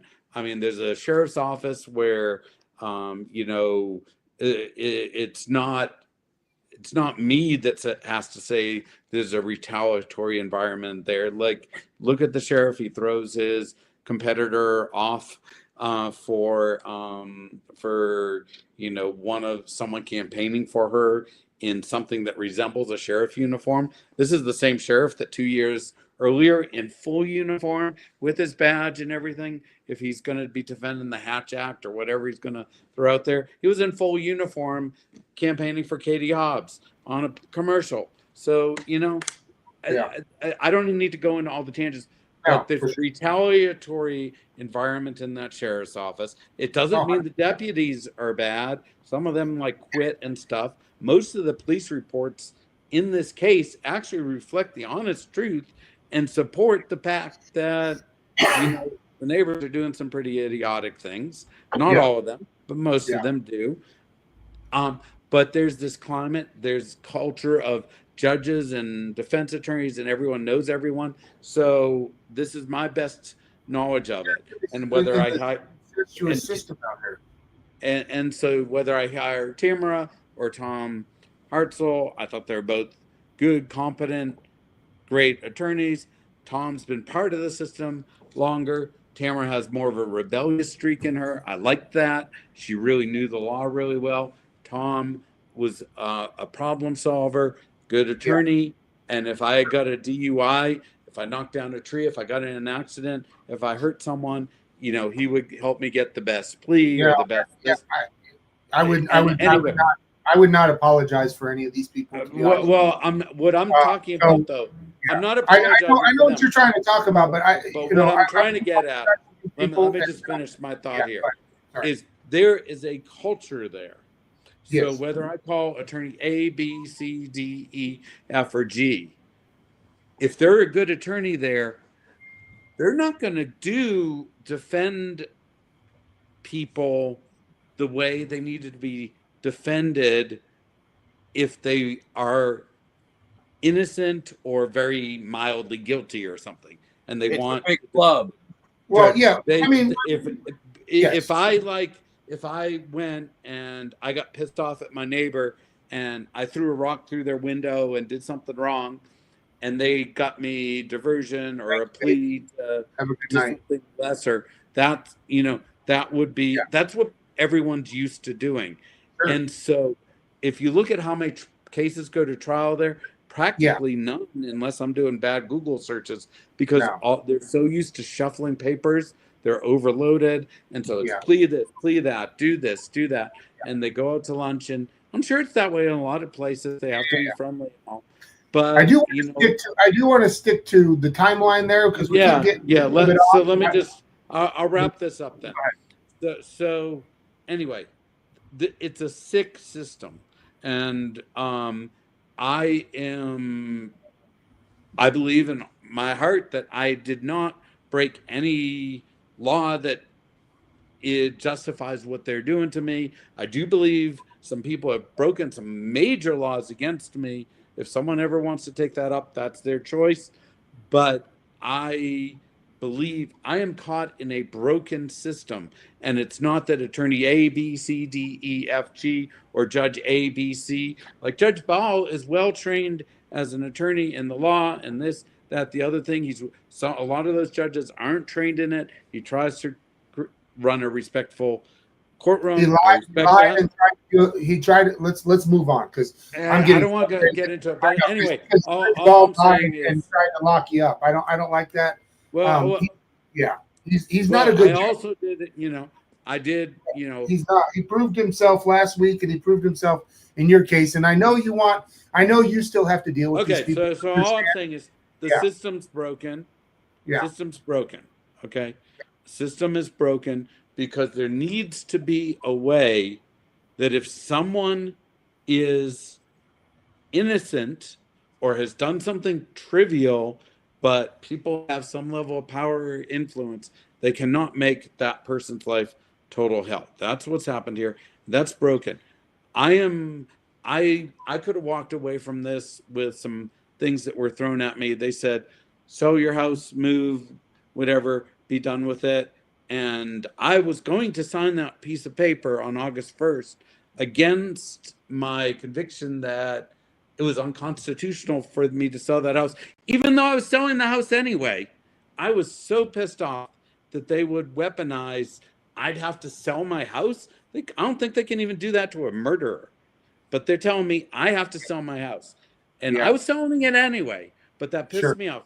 So that's there's no way for to talk reasonable in the system where they just want their plea bargains and their diversions and all that. That's the one thing. And the second thing is somehow I ended up with a neighbor who is the highest power attorney in that county that has his fingers in everything. And that's what's effed me over, because probably they would have dismissed this or not even filed it in the first place if he wasn't involved. And one of the things Tamara told me, I don't know exactly how this works through legal procedures, was I thought a good point she made is this guy is self-interested because he's your neighbor also. He can't be out there. Absolutely. He's got an interest that been trying to kick me out of the neighborhood because whatever reason he doesn't like me. So there's too much self-dealing. In my case, I'm being extra targeted because I'm in part of a broken system with influential people. I don't wish bad on Tom Hartzell or Tamara let's move on. Let's move on. I will focus on one person though. We're 3 hours in, and I want to keep on track with, because I've only made it to what the videos have. There's a lot more that's happening after that. So let me kind of go quick because we're already 3 hours in. Okay, So, in one sentence, I can summarize everything he just said. What he's saying is it's a culture problem, and they have made it a pattern of practice. They're targeting and harassing him, and his neighbors are highly influential political people, and he believes that the neighbors have sicked the government on him to harass him. Right? Yeah. Because otherwise, I moved. This would have been done. I moved 9 months ago, out of that place. I put that in writing to them. I thought it was unconstitutional for them to force it. So I tried to help them out by sending them a document saying, I willingly, under my own desire, have moved out of that neighborhood. Can you please let me go on and live my life? Yeah. And they're trying to get me to sign a plea bargain that requires me to move back. They want me to move back now. And then anyways, what we want. Yes. So what the premise we think that's going on is that, one, they didn't want him over there with his charity. They want a nice, peaceful neighborhood, and I don't think his other neighbor wants competition with her greyhound rescue. That's the first thing. And the second thing was, in this hearing, when the first time that they brought the diversion about him selling his house, an unsolicited phone call came within days after the hearing, and Mr. Gold was told that there was a LLC that was offering to buy his house. He didn't get it recorded, but the guy admitted on the phone that it was a group of neighbors that got together and was trying to buy his house. So we definitely think that they're trying to get him out of there and wants him to be anywhere near them. But like you said, now they're trying to get you a plea bargain to come back, and it's almost like they're trying to make you suffer. But to move on, we're at basically when I started making the videos and you went to court, you tried to appear telephonically. They sent the mental health team over to your house to try and have you picked up because they said that you were going to commit suicide or you wanted to end it. And I did hear the phone call. I did hear the phone call with the sheriff's department. They did confirm that. The sheriff's department has been out several times since then. Now, I just want to say that the judge at the Superior Court, he pushed that Rule 11 back to Judge Ball. So now basically all you're doing is criminal charges. There's no mental health order as far as we know. There's no reason why the mental health team should be over at your house. But they've continually driven by your house. The sheriff's department have continually driven by your house. The sheriff's department called Rural Metro, who is a private firefighting crew that you pay for, and had them trespass on your property. We were lucky enough to catch 3 or 4 seconds of them going by one of your security cams on your property because they were trying to dodge all the cameras. Yeah, they were tiptoeing around. Yeah, they screwed up. Well, not only that, your neighbor called you and told you that one of the neighbors that does not want to see you locked up in jail called you and said, hey, There's firefighters outside your house. Just wanted to give you a heads up. That's what prompted you and your wife to look at the cameras, and you found them sneaking around your property. You then called them on the phone. No, you got a phone call. I don't remember which one it was, but you got a phone call, a random phone call from somebody that said, is this your name? Is this your address? I'm calling you about a fire. That person who called you on the fire, you called them back to try and figure out who it was because you were kind of freaked out. And come to find out, supposedly it was an insurance agent or a restoration company that was looking for business. You never know where this Yeah. thing's going to turn. Yeah. So you called Rural Metro, the private company that you hire, and tried to ask them about why they were trespassing on your property and why they were there. They told you that they couldn't tell you because of a HIPAA restriction and that you would have to call the Pima County Sheriff's Department. I don't think you called the Sheriff's Department at that point. And then, so that situation happened. We don't really know at this point what happened there. That's one situation that happened. The other thing that happened was Mr. Gold saw on his Apple account that somebody ordered 2 iPhones, and they ordered these 2 iPhones to Georgia, to be shipped to Georgia, not in the same place that he was at, but another location. Mr. Gold called Apple that day and said, my cell phones, somebody bought cell phones on my account. Can you stop the sale? He has recorded all this. Every bit of this is documented on audio recording. He called Apple, told Apple that he didn't order the phones. He has no idea how somebody got into his account, but they purchased phones on his account and they were shipped to Georgia, and he needs it to be stopped. They said that they would see what they could do. A few days later, he gets a phone call from the Sheriff's Department in Georgia. The Sheriff's Department in Georgia says that we have intercepted the packages and we have them at our station. We don't know what's going on, but for you to go ahead and finish the process on this, we would like you to call the Pima County Sheriff's Department, and we want you to report it to them, and then we will ship the phones to them, and then you can get them and send them back. Well, obviously, Mr. Gold has no interest in calling the Pima County Sheriff's Department. So in one hand, that makes him look a little bit guilty because of him not wanting to interact with him.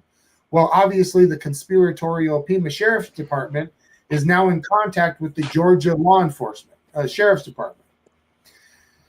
Mr. Gold hesitates to call Sheriff's Department. So eventually, the Georgia Sheriff's Department sends the phones back to Apple. Everything's good, except for now, Sergeant Barkman from the Pima County Sheriff's Department calls Mr. Gold and starts questioning him about the phones that he had purchased or that were purchased on his account, basically insinuating that he might have done something wrong. Mr. Gold had mentioned something to her, and she said, there you go, you're lying to me. I don't want to get exactly into what it was. I'll put the video out with her name. I'm still working on that one. That's not the first time she called. Mr. Gold actually had a second call with her where she called back and said the attorney's office, let me get a drink, is looking into felony charges for fraud, wire fraud, right? She didn't say the specific charges, but someone called me about felony charges. Someone else called me about that. I assume it's that, but I don't know for certain. Well, when or you maybe spoke, she did. Maybe yeah. she Well, did. when you spoke to her, I did listen to the phone call. You did mention that the county attorney had. I didn't realize that. I thought the sheriff investigated things and the attorney charged them. She said the county attorney has their own detectives that are investigating this, and they're the ones that are going to charge it if they deem it chargeable. Gotcha. So that's all going on, and in the midst of that, they decided that they didn't like one of my videos that I had posted with Judge Ball. So in the midst of them threatening Mr. Gold with more charges, they brought that disorderly conduct that they dismissed They brought that back up just a couple of weeks ago, and Mr. Gold had his initial arraignment for bringing that back up. Well, that prompted a new court date and a new judge. So in the initial arraignment, Mr. Gold told the judge that he's already had has a court date with Mr. Ball on the 16th, and that can we just go, because they're going to condense all of the charges to Mr. Ball. So let's forego the hearing on the 5th of December and just put it all on the 16th. Well, remember, Mr. Ball has already gotten permission to appear telephonically. So what this judge did is this judge in his arraignment put it in the order that he had to appear in person. So just last week, he got a call from Deputy Hernandez at the Sheriff's Department saying that they were coming out to try and pick him up for a welfare check at a house that he hasn't been to since April, and that it was because that the judge had ordered that he show up in person and that he can't appear telephonically. The judge has not issued, well, we don't have the docket, but we don't know that the judge has rescinded that order giving Mr. Gold permission. And now that this other judge that does the arraignment on charges that have already been dismissed is telling him that he has to appear in person. So we've got all that going on, and that kind of brings us up until today. And I wanted to speed through it. We can drop back if anybody has any questions and answer them about there. But I wanted to kind of get through all the court stuff. There was a couple of more things that I wanted to add in. I can't think of right off of the top of my head. But they're not dropping the charges. They're going forward. Now you have 11 counts of disorderly conduct, and Mr. Ball is your judge.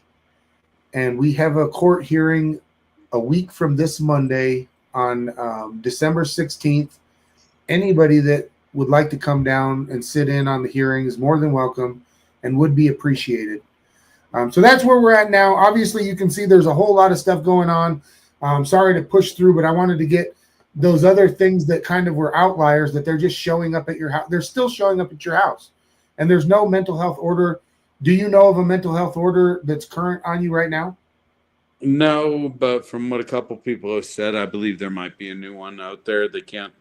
They usually won't tell you if there is one. So because it's I have a feeling there is one. There's some white car that I sent you some pictures of and mysteriously showing up at my property. Hang on. The one last thing I did want to mention. Do you mind if I just talk about the phone call a little bit? Which one?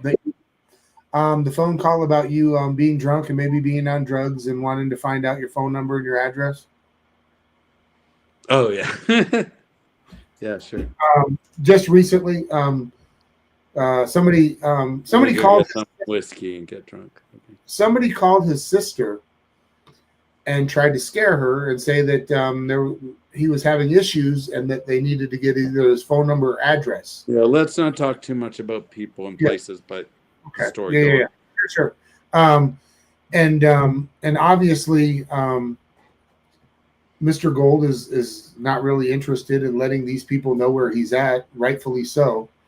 And so just another bizarre situation that happened. And can I tell him about the guy with the camera? Guy with camera. Yeah. So when you came home, well, why don't you tell it? You came home to wherever you're at, and what did you see? I'd rather not go into that. It was okay. All right. That's too close to what's going on. But someone poking around with the camera that I don't think was up to any good. Gotcha. Okay. It's happened at least. Yeah. It's happened at least twice now. Has it? Okay. Do you got any questions? And then in the chat, if any of you guys got some questions for me, put them in there. Yeah, and also just to quickly address, I'm trying to, I want to get back to taking care of my dogs and doing my stuff, and if I can be, I want to get this situation over with. Right now, it's my dogs mean the world to me, and my family that I haven't seen in a while because I'm busy dealing with all this stuff. I don't have enough time in the day. But I just want this to go away. I'm out of there, and I want these people to give me a chance to have some freedom, and I hope that comes soon because I was scared to death when I didn't hire Tamara way back when I did because of all this. I hired her because they threw me in a mental hospital without justification. I didn't think it was going to escalate, but it's like these people. I don't know. I've always wondered the motivation. I think some of the people involved must enjoy it. They just want drama in their lives. I don't know. I mean, obviously, I'm gone. If that was the point, they'd be like so thrilled I'm gone. But they're just doubling down, tripling down. I just a shout out. I saw that. I don't know if he's still on here, but thanks for watching, Lane. I've caught some of your videos. I enjoyed your playing a lot of Martin Luther King the other day. A lot of our culture has gone away from the freedoms and values that he fought for and died for so many years ago. So it's nice to see that you admire him, and I see you're kind of a rebel out there, rousing people up. And it's very different than the way I don't have the legal background that you have, and I don't tend to be a rabble rouser, but normally I would like see you as a little bit of a rabble rouser, out there, creating fires where there aren't some. But this system is so messed up there. I can see that you see that, and so you're pushing buttons and abiding by laws, but pushing the buttons that need to be pushed to hopefully push for the kind of positive change. And I think when I heard you playing Martin Luther King, I connected with how that ties in. Very different person, very different technique situation, but I can see that the Constitution means something, and the Bill of Rights means something, and I appreciate that people like you and Harvey Freebird and Reluctant Prophet and a lot of people in this community here are standing up in a different way than I am. Like I said, I just want to get back to taking care of my dogs, but if my incident helps highlight some of the more egregious things, I appreciate that, and just so we don't underplay this. It was ruled in a federal appeals court in Baltimore, Maryland, that airplanes that were spying on people. I thought I was exaggerating using the word spy planes, but no, it's not. It's what they used in all the legal briefs and news stories out there. When they could see little people as dots in Baltimore, Maryland, 4 years ago, the ACLU, who I don't have a whole lot of respect for because they don't fight for things the way they used to, but I don't know if they ever did. So, but at least in that case, they fought for them, and they won, and it got ruled unconstitutional invasion on a number of constitutional principles. You can't just fly damn plane. Yes, it has been ruled constitutional to fly airplanes and helicopters and do police work for just causes, and just because private planes can look down and see, yes, they can. But no, it has not been ruled constitutional that you can use things that can see. And that was at night. I don't know if people realize that. Some people don't realize that video was taken from a Cessna plane 2 miles away in the air at night. God knows what they saw when they were flying directly over me, 2,000 feet above me during the daytime. They probably could read my damn cell phone. I don't know that for a fact, but perhaps they could. But there's a constitutional, I don't know the principle, Lane or someone else who knows this stuff might know it.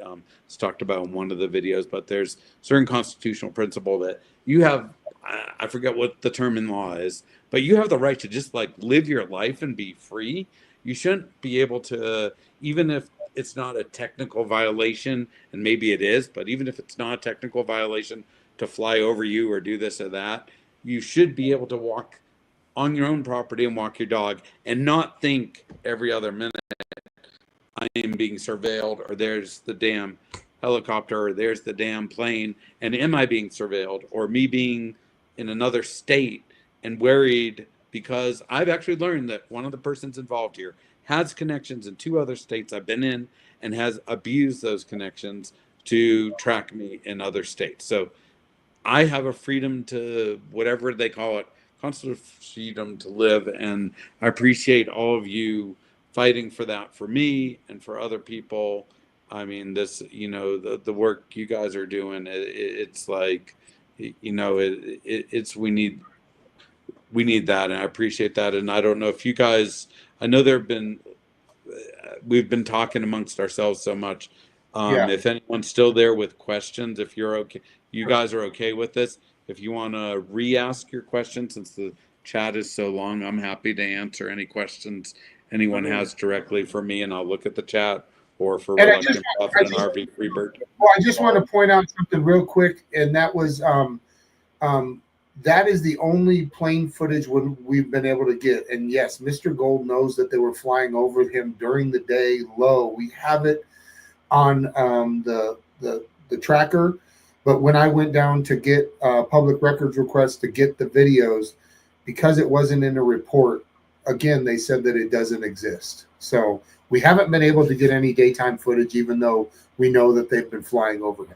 Go ahead, Harvey. I just wanted, just a thought I had. You being on this podcast, I think, is a major blow to their propaganda and their campaign to tell everybody you're crazy. And because you've proven on this podcast, you're very smart, you're articulate, you're well spoken, you have good sound in mind. And so I think this is devastating to their propaganda against you. And also, I wanted to say, just be very careful of the medical industry, because they are weaponizing the medical industry against people every day. So, and then I have a question after that. Are you planning a lawsuit over all of this? I mean, what are you going to do to try to win back some of the pain and suffering and money that they've cost you? Yeah, I mean, I don't know that I want to go on to if I can make $100,000 or $10 million in a lawsuit by fighting them for 3 years. I don't know that I want to read, look at, or touch another one of these videos ever again to do that, because I know I've had a background in both charitable work and business work where I can make a decent income. And so that'll take away from my dogs. I'm not saying I won't do that, but it's certainly not, top of mind for me, to quote somebody, whoever brought that term out a year or two ago improperly. I don't like it. It's not a top priority for me to do that. But I do, I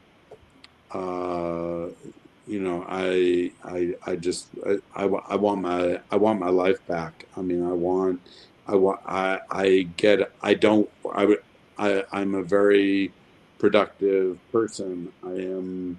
I've worked on, speaking about health, I've published 2 medical papers that both peer reviewed in the top 500 of all papers ever published, just a like side project, so I know, and they were kind of novel, outside the box kind of medical papers, but my background in dogs has been to develop a lot of nutritional treatments to them. So speaking to what you were talking about, Harvey, is like, yeah, there's so much, I mean, so many people and dogs, it happens with veterinarians too, are killed because you give so many you give this especially elderly people, you give this medication for this, then you have to give this medication to counteract the side effects.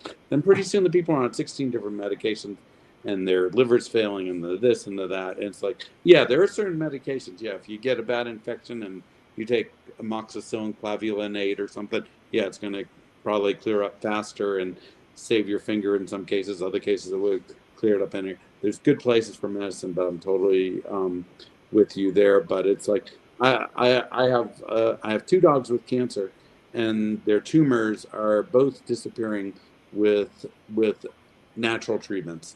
that, you know, are offset of things I've done over the years. I've mentioned a little bit of it to Reluctant Prophet the other night. I want to be publishing some papers on that. I want to, you know, share that with other people. You know, I've done, you know, there's so many interesting things to do in life, and it's like really effed up that I, you know, I have hobbies I like. I love to go to concerts, and you know, I got up today, and I was scared to death of even doing this. Not this, but I'm like this every day right now. I wake Yeah. up and I'm scared. I am scared of I there was 3 days helicopters circling around the property I'm at right now. I don't think it had anything to do with me. I think it was measuring power lines or underground this or that, or who knows, maybe it did. But I shouldn't have, whatever that legal term is, fear in my person. That left me shaken up still. And then like 2 nights after that, my wife leaves my house in an Uber car to go stay at a hotel, and the damn plane follows the Uber car. And we have that on ADSB that the person mentioned before. I tracked that. That was not just coincidence, because that's about the 9th or 10th or 15th time that I have concrete evidence. And you know it's concrete that they weren't just there, because when they pinpoint on their to visit my property, they make that. It might change now that I talk about it, or they've seen some of the videos, but they put in the same damn coordinate. So you can take where they were on December 28th and the 29th, overlay the map. It's literally the exact same circle, with the edge of the circle going right over my property where I was walking. Now remember, they didn't fly over your.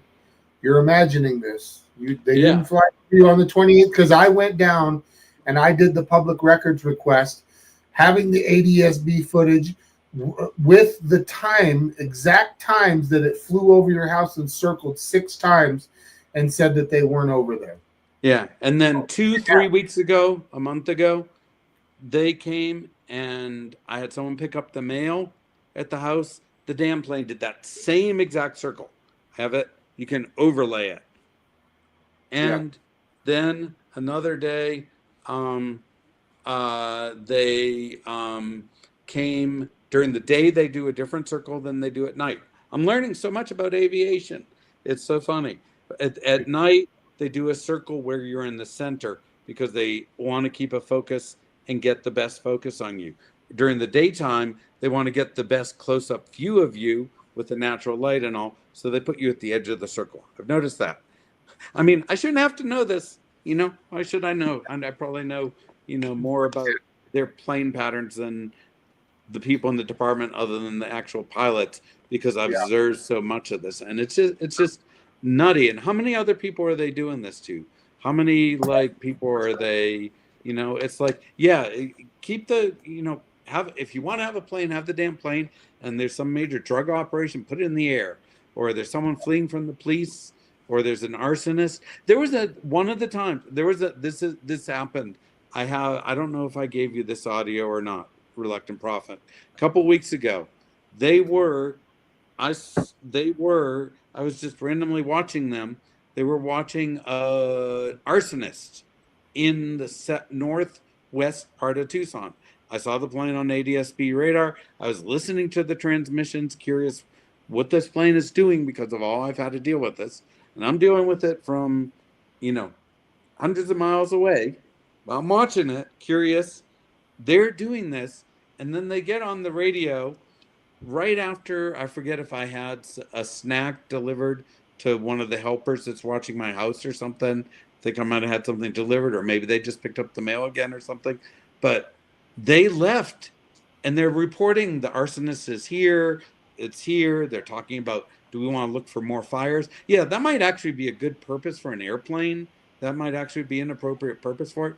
But literally during that call, they are asked to do something, and they say, we're going to go check something out on the east side.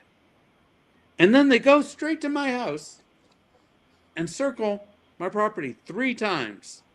And then they get on the radio again, and talk about, do we need to? Yeah. I mean, that's not how our fucking. And I didn't No. used to swear before 2 years ago. I do now, but that's not how the effing multi-million-dollar plane should be used. And they left an actual real incident to go see if I was home. That's probably what it was. They're probably just curious. Every time someone's there, someone calls and says, "Oh, let's see if Jeff is really gone from the property or if he's back home." No, I have not been at home. I'm scared to death of you guys. So yeah, I mean, they disregarded a drug overdose where the person died. So and now I want you guys to just understand. So this person has 10 disorderly conduct charges, has not missed a court date, and as far as we know, doesn't have a mental health order. And I don't believe that there should be a mental health order. But I'm going to show you right here. This is what unfortunately he has to deal with. He hasn't been to this house since April. And I'm going to show you this is a real short video, but this is what he's getting on his security camera, even not being at home. And this was actually on October 22nd this year, just a month and a half ago. So he's going to court, hasn't been there since April, and this is what we get on October 22nd. The sheriff's department pulling up right in front of his gate.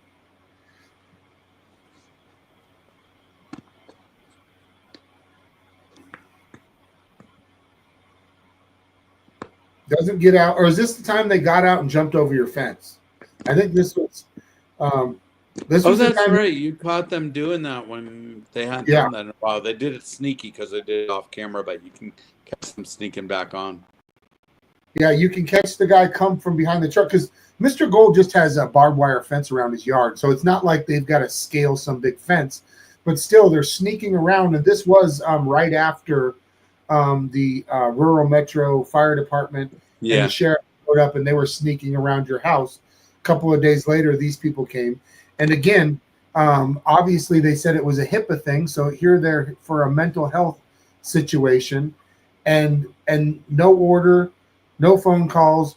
They're just showing up in the middle of the night. That with the fire department and the sheriffs, that was at nighttime. And then this was a couple of days later where the guy shows up and you can see him come back around, and now they're going on your property and they're dodging the cameras. He hadn't been there in 6 months. Yeah.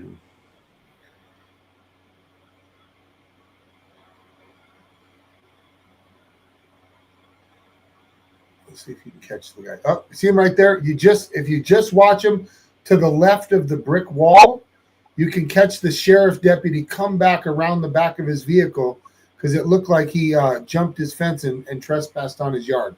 Watch right up there to the left of the two. Yep. Now he's getting back in his vehicle.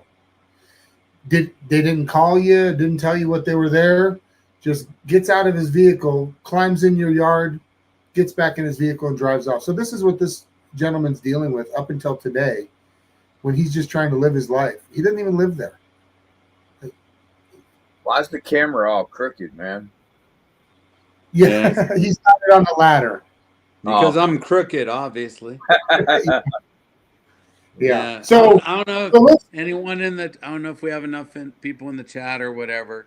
If anyone knows if that's an undercover vehicle used by the sheriff's department or a private investigator you know of that works in Tucson, it's definitely got very blacked out windows. It's a Toyota Highlander 2019 as best I could tell, but it's been hanging on the property. That picture's crooked too. Is Lane Myers your photographer? So yeah, that was actually on his property today, and that was today and a few days ago.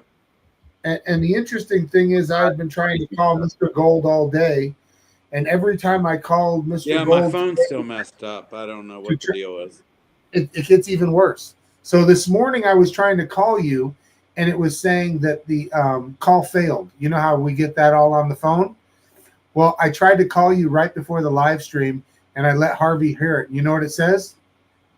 What does it say? This phone number has been disconnected and is no longer in service. Yeah, he was trying to call you Today. Could Just be right innocent that I didn't set the auto pay right on that or something. But it was weird though this morning because I could still text, but I couldn't make calls or receive calls. Okay. Did y'all showed me of the fire department going through your yard too in the middle of the night? That was a week before this, or a few days before this. That was they trespassed, and when he called them to ask what was going on, they told him that they couldn't tell him because it was HIPAA, and he would have to call the sheriff's department. He doesn't even know why the sheriff's department this is such a bizarre situation. And I'm not even going to get into the data breach at the sheriff's department computer system, but Man, personally, I would freaking move, man. It's not worth my peace of mind. I mean, I understand standing your ground. He has. Oh, I have moved 8 months ago, 9 months. What about your house? Are you going to sell it or? Yeah, I've got to put it up for sale. I had actually it has been up for sale. It was up for sale with a realtor. Then when the county came along, the county put in writing that they were going to dismiss all my charges, but they said the realtor has to check in with them on the home sale and stuff. Yeah. And the realtor did not want to, justly so. The realtor already was on the edge of how much of this do I need to disclose to a potential buyer of what's going on in this neighborhood, but they thought they could kind of keep it. But if they're having to negotiate with, or at least communicate with, the county prosecutor during the sale of my property, they were like, no one's going to buy that with that kind of restriction. So it's like and I was selling it anyway. The sign was already up there. I already had a realtor. They lost me my realtor, and I've been talking to some. I know Reluctant Prophet has a relative that's a realtor. I've been talking to some others, but like one of the realtors actually called the involved attorneys and called the county prosecutor and stuff and emailed them and said, I'm trying to sell this house. Can I sell this house? And they're like, oh, they didn't say I was making it up, but they said, oh, that's a lie. We never said he had to sell his house. He doesn't have to sell his house. It's up to you to list it. Just do what you want. In the meantime, how the hell am I going to sell my house when damn realtor shows up and this car is parked out front and sheriffs are pulling up and whatever, and they're trying to show the property? And I have to what do I do? Tell the realtor, never bring anyone in. Don't let them walk down Javelina to the national park, because they're going to get scared off from buying it, because the neighbors are going to probably call the police or send the plane over, because that's happening if I get an Uber delivery or a Instacart delivery or someone picks up the mail. Not every time. It's kind of died down, but actually I think it was in relation to Reluctant Prophet putting up the video. I think it's like when he put up the video and it was widespread. I don't know if they were doing it to watch my property more or just to be like, ha, we can go and fly over your property and do this, but it was like literally every other day after that. One of the days I called them, I don't know if I sent you this. I was so pissed off. Like my employee went out there and to pick up the mail, like because I'm still getting my mail there. And she goes and picks up the mail, and then 10 minutes later, plane's flying over, and I call and I recorded the call, and I just asked questions and listened, and they were like, oh, we've been watching all the videos, and we know all about that, and we actually did have a call out in your jurisdiction. It was on Mount, what's the mountain there? Big mountain. Yeah, there was a call. We had a 911 hang up on Mount Lemon, so it was on mile marker 8, so that we sent the plane over. That was the only call over there for the plane, and then we actually tracked it down to mile marker 10. There was a party, and we traced it to someone under a gazebo, and the person was like, I mean, it sounded like almost like, who makes up that elaborate of a lie? But it was, I mean, it was complete fiction.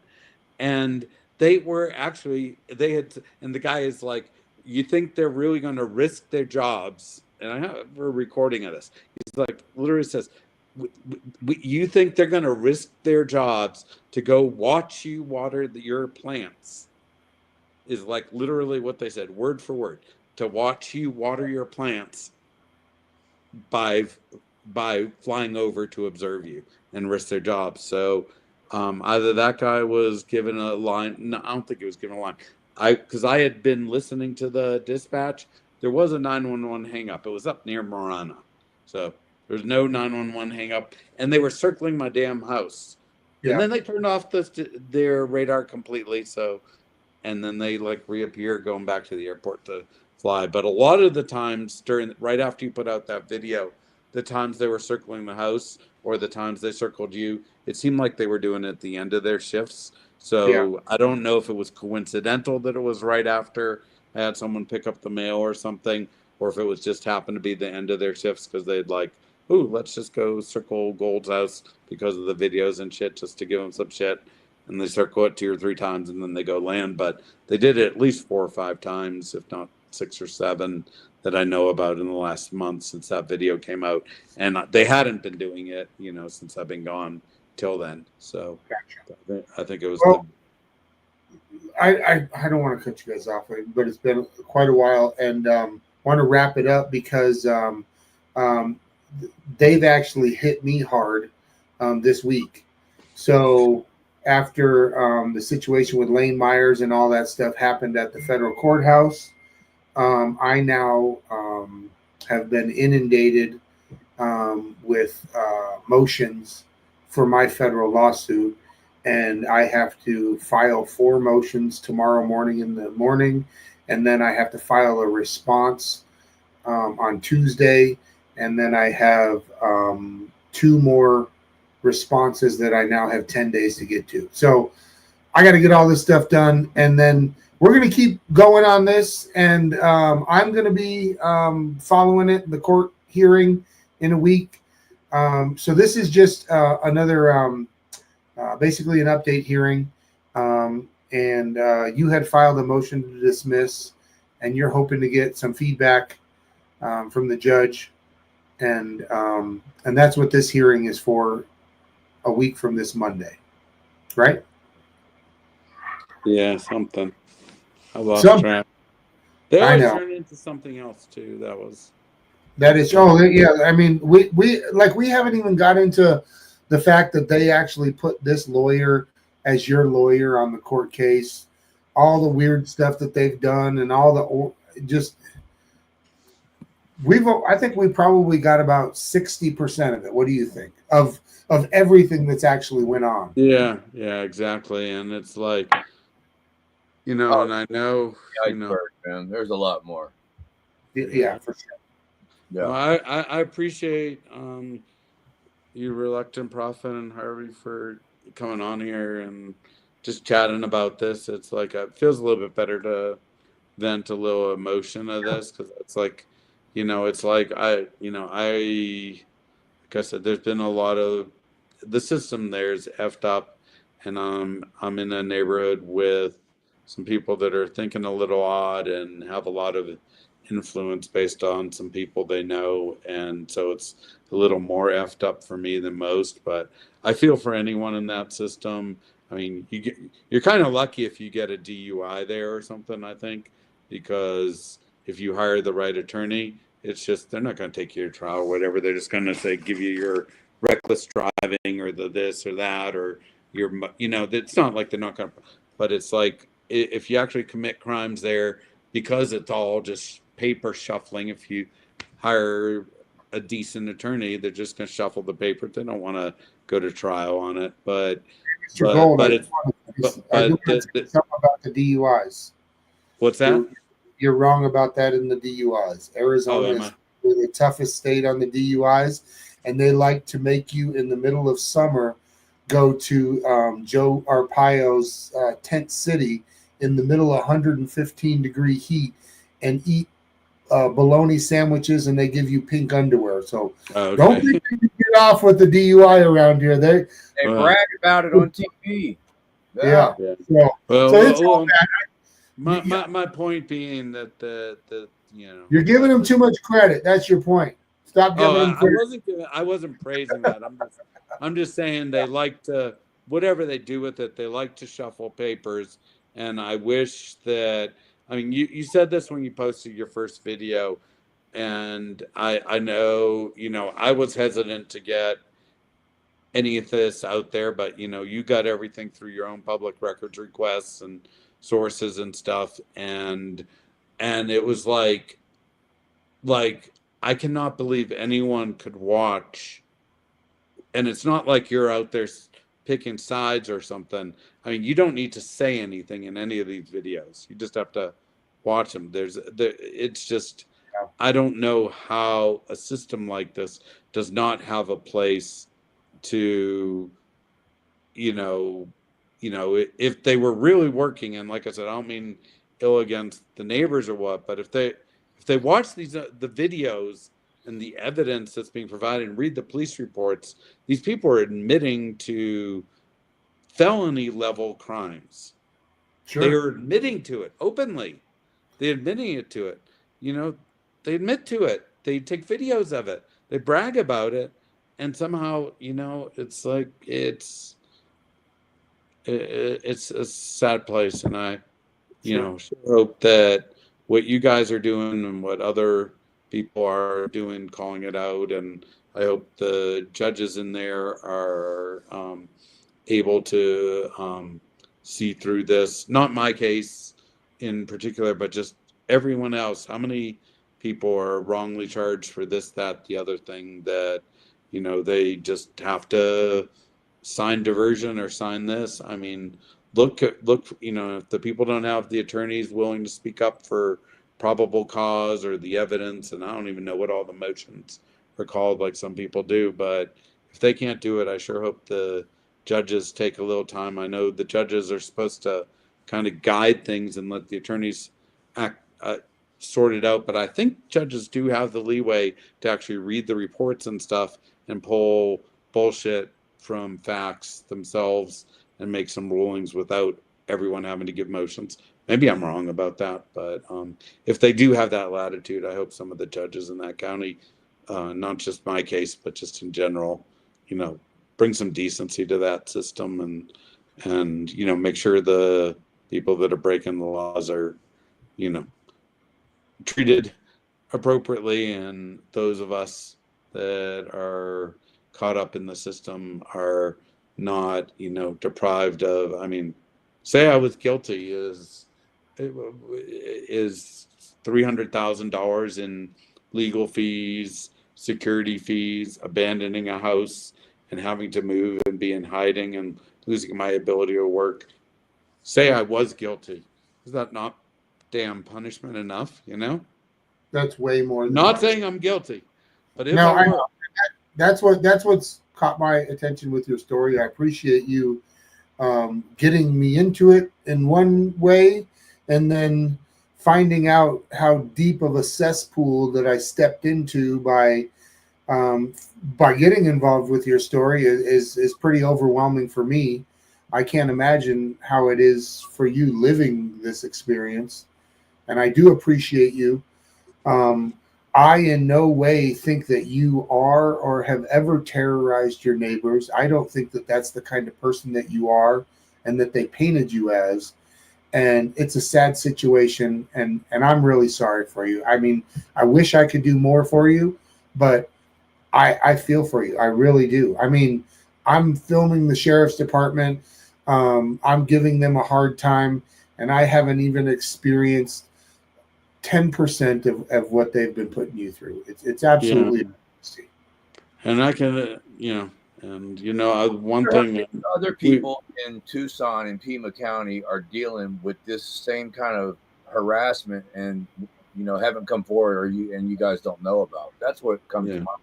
Yeah. There's And more people like Mr. Gold that are dealing with this same bullshit. Yeah, and one other thing, we touched on it earlier, and I'll just throw it out again because it's like, because they've tried to do these Title 36 orders and Rule 11. I do have PTSD. I do have what's diagnosed is actually called complex PTSD. But I try not to use it as a crutch. And if this hadn't happened, none of my friends or anyone would even know I had that as a diagnosis because it affected me so rarely. But it can be scary and mysterious to someone if they start shaking or saying, help me, and get like, think someone's chasing them when they're not, or things like that, after you've gone through trauma and act out in a way, even if you're alone or they observe it from a distance or know but that is not, well, one, it's not a crime, but two, people that have that, I mean, there's people downtown that are doing that every day. Cops don't usually hassle them about it. I mean, I've observed it, not the same way, but I have had, there are a lot of people that would have gotten the kind of PTSD that I got, and they would be collecting disability checks and sitting at home and watching Netflix all day, doing stuff. I've run my charity for now 30 years, I think, close to 30 years, 28 years, run a charity, I publish papers, I take care of rescue dogs, I try to lead a normal life, and I do not let it stop me. And I know it can look scary to some people when people like me, it probably looks scary. Who was the math genius in his wheelchair that couldn't talk and had to talk through a computer or whatever? People didn't know that guy was a math genius, and he just rolled up and he was your new neighbor. He might have been facing the same stuff I was because they didn't know what the hell was wrong with this freak, that he was not a freak, he was a genius. And, people have different kinds of disabilities and stuff. And that's another part of this story that maybe you'll delve into more at some point, but just, I think that, we're going to keep following it. We're going to follow this yeah, all the way to the end. Hopefully it's a good ending for everybody, which it should be. And everybody can move on with their lives. I want to say, before we go, I want to say thank you to Laura Conover and Dick Tracy and your neighbors and the judges and Judge Ball for coming in here tonight and listening to this. And hopefully, when you go to bed tonight, you'll think about it and you'll examine and reflect on it yourself and put yourself in his position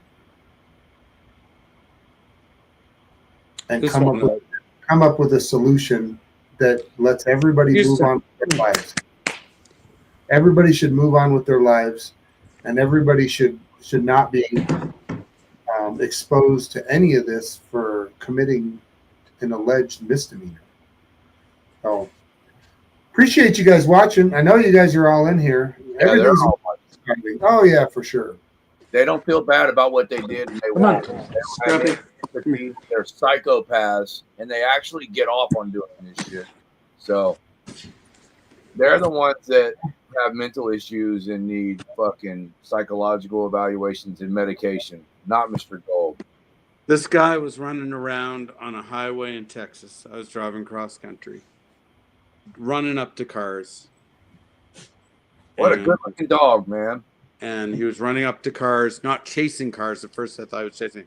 He was scared to death. Someone abandoned him in the middle of a highway, middle of nowhere. And I thank God I saw him almost get hit multiple times.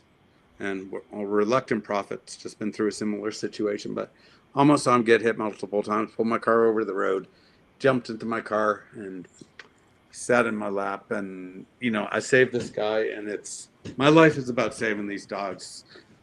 Hope someone out there lets me get back to that, because these dogs need a whole lot more attention than I'm giving them right now. They're getting their attention, they're getting their food, but they need 2 or 3 walks a day, not 1 walk a day, and they need hour walks, not 20-minute walks. And this is all effing up my life such that they're not getting the attention they deserve.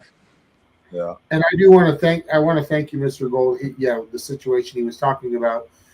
Just a month ago, I found a dog that was on the side of the road, had been run over, and was he was messed up. He needs several stitches. He had to have his tail amputated, and I'd never expect anything. I don't want anything. But the moment I talked to Mr. Gold, he said that that's what the charities are for, and he actually helped that dog get sewn up, get its tail amputated, and he's doing absolutely fantastic. So I appreciate you for that as well, Mr. Gold. Yeah, my pleasure. All power to Dino. All power to Dino. He's over there sleeping away. Well, all right, let's go ahead and wrap this up. Thank you for. Thanks, guys. Yeah, absolutely. I appreciate your time. And I'll give you a shout if your phone starts working again, or call me from. Yeah, I've got to figure that out. Hopefully, it's not that. I think there's a problem when the CIA, the FBI, FEMA sheriff, and out-of-state police departments all tap into your line at once. It just suddenly goes dead. All messed up. There were only 3 of them before, and it was still working, but too many got involved, and it just blew up. So all right, maybe and I'm horrible. 1 or 2 of them will back off. Yeah, and I'm horrible about the chat and the super chats. Brandon Mitchell, thank you for being a member of Harvey's for 12 months, and then missed something else. Thank you for the $2. Yeah. The other week, I got another super chat and I missed it. But thank you for everybody coming in. As always, George Daly, Bill of Rights, Ed for Action, Chad Carter, Jay Abate, Juggalasses, Tinnablast, Jenna Weeks, Radio Nerd, Melissa Crocker, Daisy May, Simba B, and Harvey with his free bird. All right, everybody, have a great night. Thanks for all again. the people that are terrorizing Mr. Gold. That's for you. That's right.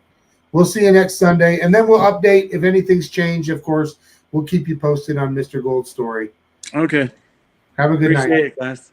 All right. Bye. Bye.